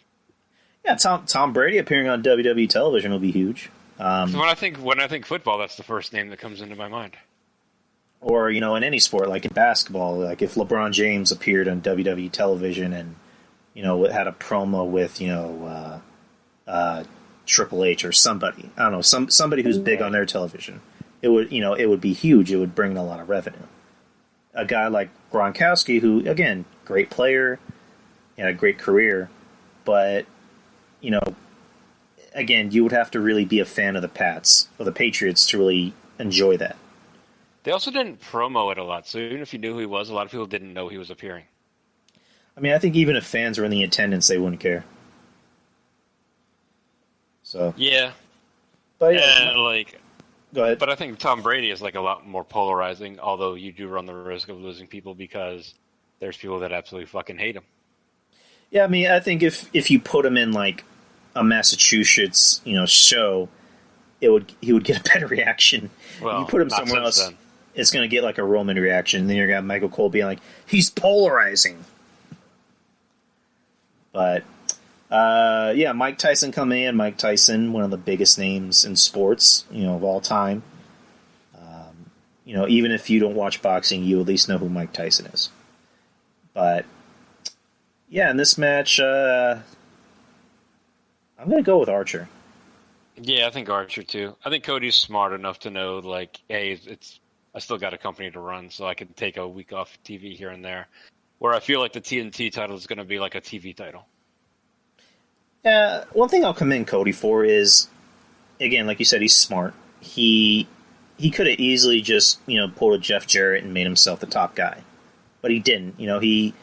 He's in it. He's in this for the long haul. He's in it to put younger guys over and give them opportunities. pretty soon he'll be champion. But, I mean, I don't know when that'll happen. I wouldn't be surprised if that was next year. I wouldn't be surprised if he's the guy to beat Moxley for the title, personally. But, yeah. Although I could very easily see Mike Tyson knocking out Archer so Cody could win. I think I wouldn't be surprised if that happened, but I prefer if that didn't happen. Yeah, I prefer if it didn't, but I could see it happening. As it stands, I'm going to still pick Lance Archer. I mean, would it be interesting if Tyson knocked out Cody? It would, but what are you going to do with him? Is he going to be on TV as a heel? Like, the follow-up for him, going the other way doesn't really work. You know what I mean? Yeah, you're right. But, yeah, we're both in agreement. Archer's going to win the AEW TNT Championship. So, yeah, those are our predictions for this Saturday for Double or Nothing. Are you going to watch it live? Probably will. I will be at work, so depending on where they put me, I'll try to watch it. So, we'll see. I'll have to review it for next week. You mean, if people are like, oh, I need an officer, it's like, I'm sorry, Cody's wrestling. No, what? You're being raped? I'm sorry. I gotta watch this Brandy Rhodes promo. Sorry, this woman means more to me than your sexual assault. Okay. I don't care about you being mugged. Fucking Brody Lee's on my TV.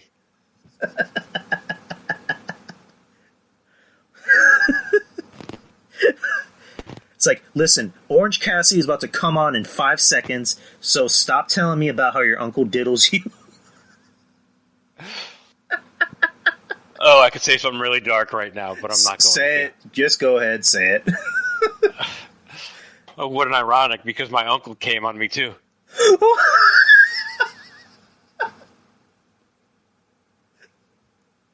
That didn't actually happen, did it? No, but the example that you're saying is Orange Cassidy is coming on. You're like, I don't care that your uncle's raping you. Your uncle came on you.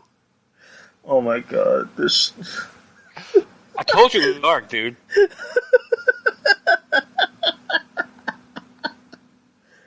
Oh my god, this...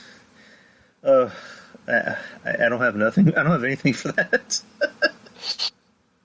I warned you. That's all I'm going to say. We're going to hell. Well, to be fair, I'm driving the bus. You could ghost right out. Awesome, dude. So is there anything else you want to go over? No, what's going on in your world? Anything worth talking about? Well, recently I started to get into fitness. The last couple weeks I've been waking up early so I can run around my block. And I didn't realize the gyms were open. So today I went to the gym, and it was the first time in a long while because I got on the treadmill. I got a good workout there. I don't know what these machines are called. It's almost like it's kind of like they're escalators where you're on it and you're walking up, and it's going pretty slow. I think it's a Stairmaster if I'm not mistaken. And yeah, I know what you're talking about. The gym I'm at, they're doing the whole social distancing thing even on machines. So the Stairmaster I wanted to go on, there were only 2 that were available because the other ones had signs on them going, "Oh, social distancing." I'm like, are you fucking kidding me? So I was only able to maybe get 30 minutes in of exercising, which was not bad. But yeah, I don't know. I just want to get on the Stairmaster. That's about it. Other than that, just work. Coming home, watching movies, watching TV shows is really all you can do. Yeah. I'm pretty fortunate in that my job is one that I can do from home, so I've been working from home for a little over 2 months now. I think we're at week 10 right now. What is your job currently? I'm in the financial industry. I'm a financial crimes investigator. I remember you telling me that. I just forgot because I don't remember the last time you were on the show. It was November, I think. November, the show that doesn't exist. Nobody. Because we were talking about Joker, I remember, and it had just come out. Oh yeah. I remember. Speaking of, since you're a Batman guy, what's your opinion on the Snyder Cut coming out on HBO Max? I've only seen a little bit about it. So what is this? They're putting out like a different cut of Justice League? So basically, everyone doesn't know is, Justice League came out in 2017, and it was what it was. Personally, I enjoyed it. I didn't think it was, the piece of shit that everyone thought it was, but it wasn't great either. Suppose because the story behind it was that Zack Snyder had already been working on it, but during production, his son killed himself, so he had to stop directing, and they brought in Joss Whedon, of Avengers 1 and 2 fame, and they did a lot of reshoots, and I think that's why people said they didn't enjoy the movie as much because of Joss Whedon, because Joss Whedon's known for doing a lot of comedy type of bits, so there's a lot of comedy in the movie. And the talk was that the original cut that Zack Snyder had put out was supposed to be 10 times better. And usually that's the case, that a lot of movies, like the director's cut, is supposed to be a little bit better because the studios they like to do their thing. They don't want to show certain scenes, and a lot of these studios with these superhero properties, they don't want to go too far, because at the end of the day, they're for the kiddos, which, when you look at all these superhero movies, they're really not for kids at all. But, this whole thing for, like, the past year and a half is that, release the Snyder Cut. The Snyder Cut is supposed to be, like, better than The Dark Knight, better than Avengers Endgame, better than... So he went back and recut it? Well, it was already cut. I mean, that's the story I heard. It was that it was already cut, and that everybody that was in the movie had seen it, and they said it was amazing. I think Kevin Smith said he saw it, and he thought it was amazing. So, Zack Snyder did a watch-along party for a Man of Steel, and he had Henry Cavill on. And he revealed that the Snyder Cut will be released on HBO Max next year. And there actually is some scenes that he needs to kind of redo and recut, and that the stars of the movie, might come back to do more scenes. And this is supposed to be like a 4-hour cut. So they're not. The rumor is that they might release it in 1-hour episodes on HBO Max, almost like giving it that comic book treatment of let's have every episode. Let's have every. Let's cut into each hour and have it seem like an episode of on HBO or something, which is going to be on HBO Max, or just release the whole 4-hour cut. What was that? Tarantino did that with Hateful Eight. He made a extended cut, and it's on Netflix as a 4-episode miniseries almost. Oh yeah. I actually found out about that today, not too long before we started the show. The Snyder Cut is going to be released on HBO Max. If you already signed up for it, or you said you already have HBO, right? I have HBO Go. So are you already going to get HBO Max automatically, or do you have to sign up for it? I get it for free, so I don't know. They just had a deal where if you pre-ordered HBO Max before it comes out on the 27th, that you can actually get it for $11.99 for a whole year, as opposed to $14.99. And in the meantime, we're enjoying HBO Now, so that way when HBO Max launches, we'll get instant access. So, what's your whole thoughts on the whole Snyder Cut deal? Yeah, I'm with you. I didn't think Justice League was that terrible, but then again, I'm a fan of anything Bat. So no, I mean, I'm looking forward to it. I'll definitely check it out. Even if I just have to subscribe to HBO Max for a month just to see it. Yeah, I'm all for it. Again, we're both Batman guys. So, again, I hope it's good, because, the hype on it has been crazy ever since, the original movie came out. You want it to be good, but then at the same time, I'd pose this question to somebody, even if it succeeds, even if it's really good, is it really going to matter? Is it really going to change anything? Yeah, who knows? I mean, is there the possibility of let's bring Ben Affleck out of Batman retirement, play the role again, even though he kind of said the reason why he was drinking and falling off the wagon was playing this role.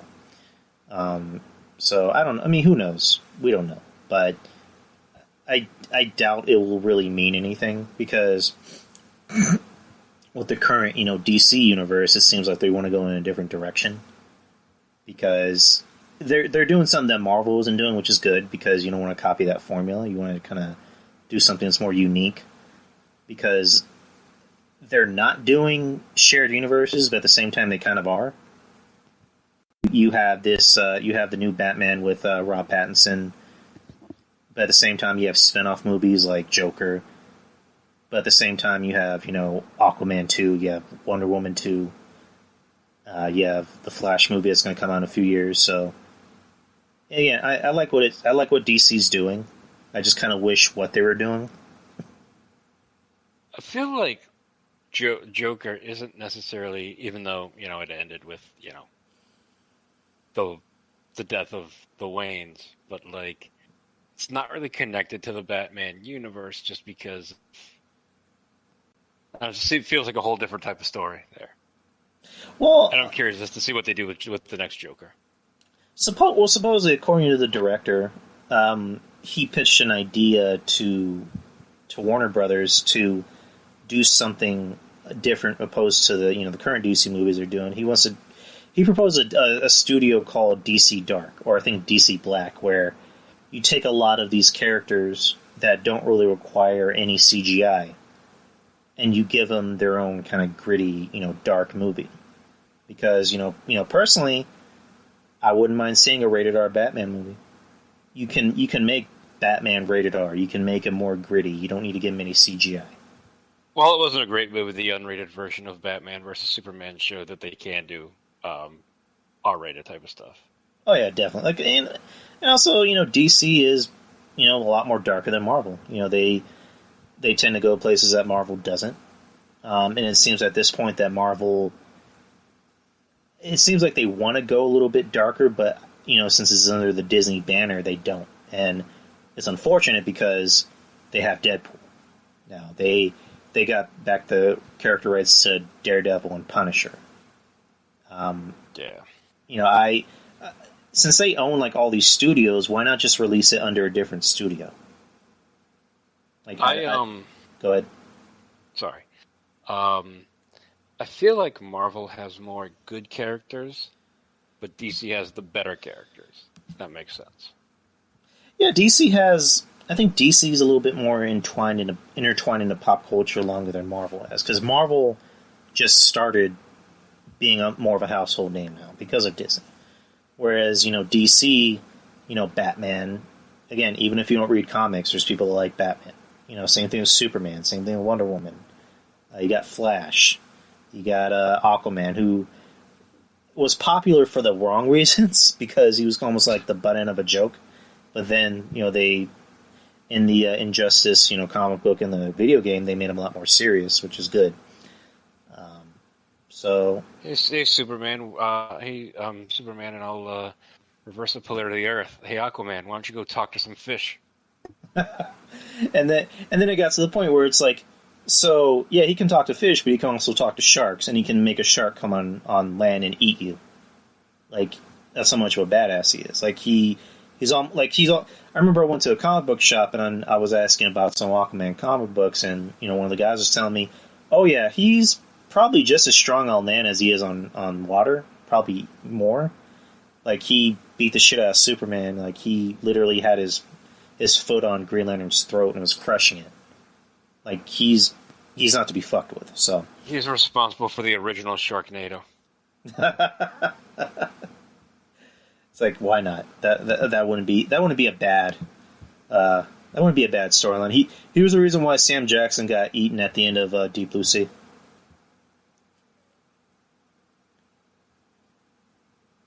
Good point. I'm tired of this motherfucker. Kill this guy already. I hate him. Shh. But, yeah, it's really, and also, you probably didn't watch this because I didn't really watch it, but, Ruby Rose, who was playing Batwoman on the Batwoman show, she decided to step out of the role. She's not going to be back for season 2, even though they just announced that, there was going to be a season 2. Supposedly, the reason why she left was she was just the schedule. Just, it was a really strenuous, grueling schedule, and the talk was that she might have been kind of difficult to deal with on set. It was shocking, but not too shocking, because, I didn't really think she was right for the role, because she wasn't a very good actress. I'll just put it out that way. She was okay to look at, but she wasn't a very good actress. Yeah, I read the article about that. And I forgot what else I was going to say.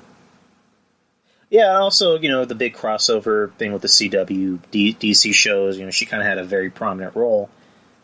And, with, the guy playing, Green Arrow, he stepped away from the role. And it looks like, the guy playing, Flash is going to step away from the role. It looked like she was going to kind of be put in the forefront of, what CW is doing for DC. But now she's gone, and now they're going to recast the role. So, thoughts? Yeah, you're right. I don't really watch the show, the article, and feels like if she's not that good in that, probably the thing to do is recast it. Yeah, I mean, hopefully they do find somebody good. Hopefully it doesn't become a thing where they cast somebody that looks completely different, and you got to pretend that was her the whole time. Right, like the Darren's on Bewitched or something. Exactly. It's really about it as far as like entertainment goes.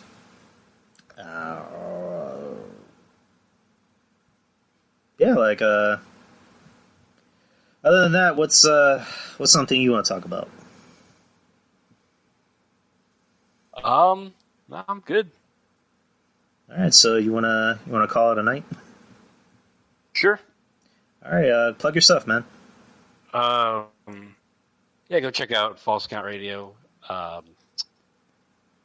iTunes, wherever you get your podcasts, Spotify, Spreaker. Much like you, part of the Wrestling Soup network. So, check us out there. Got a page on Facebook. It's an Instagram page I just started, but not a whole lot going on there right now. So, yeah, go check us out. All right, man. I appreciate you for coming on, dude. Anytime. All right, take care, brother.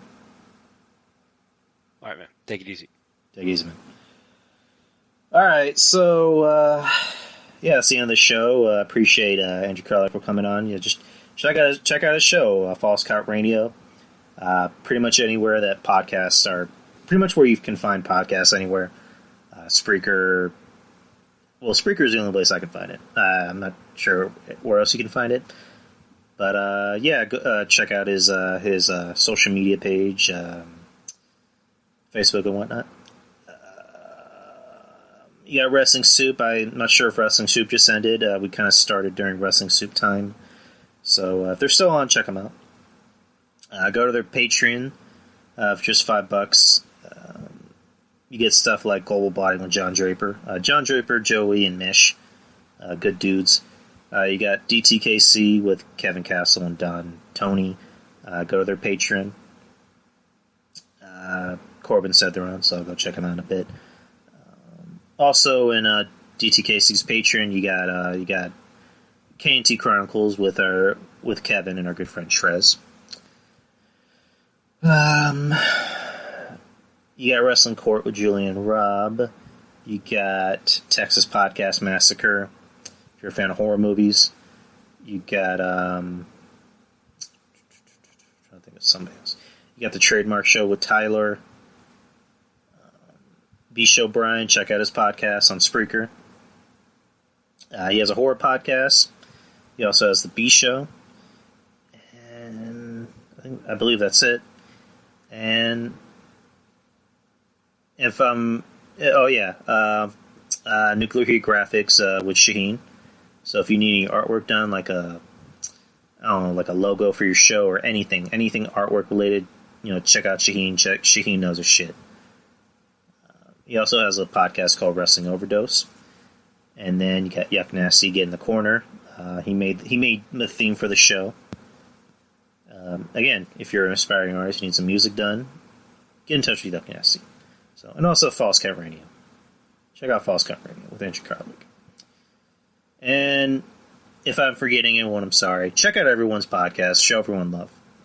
So where you can find me is Twitter and Facebook and Instagram, Jayari Show. Every Thursday, I'll be back Thursday at 5. I started a little late tonight for a good reason. But next week I'll be back at 5 p.m. Central Time, and same time, same channel as usual. And if anything happens, I will let you guys know in advance if I can't do a show. But that's the show for tonight. Thank you to anyone who tuned in, and check out Wrestling Soup. They're still on. So, laters, guys.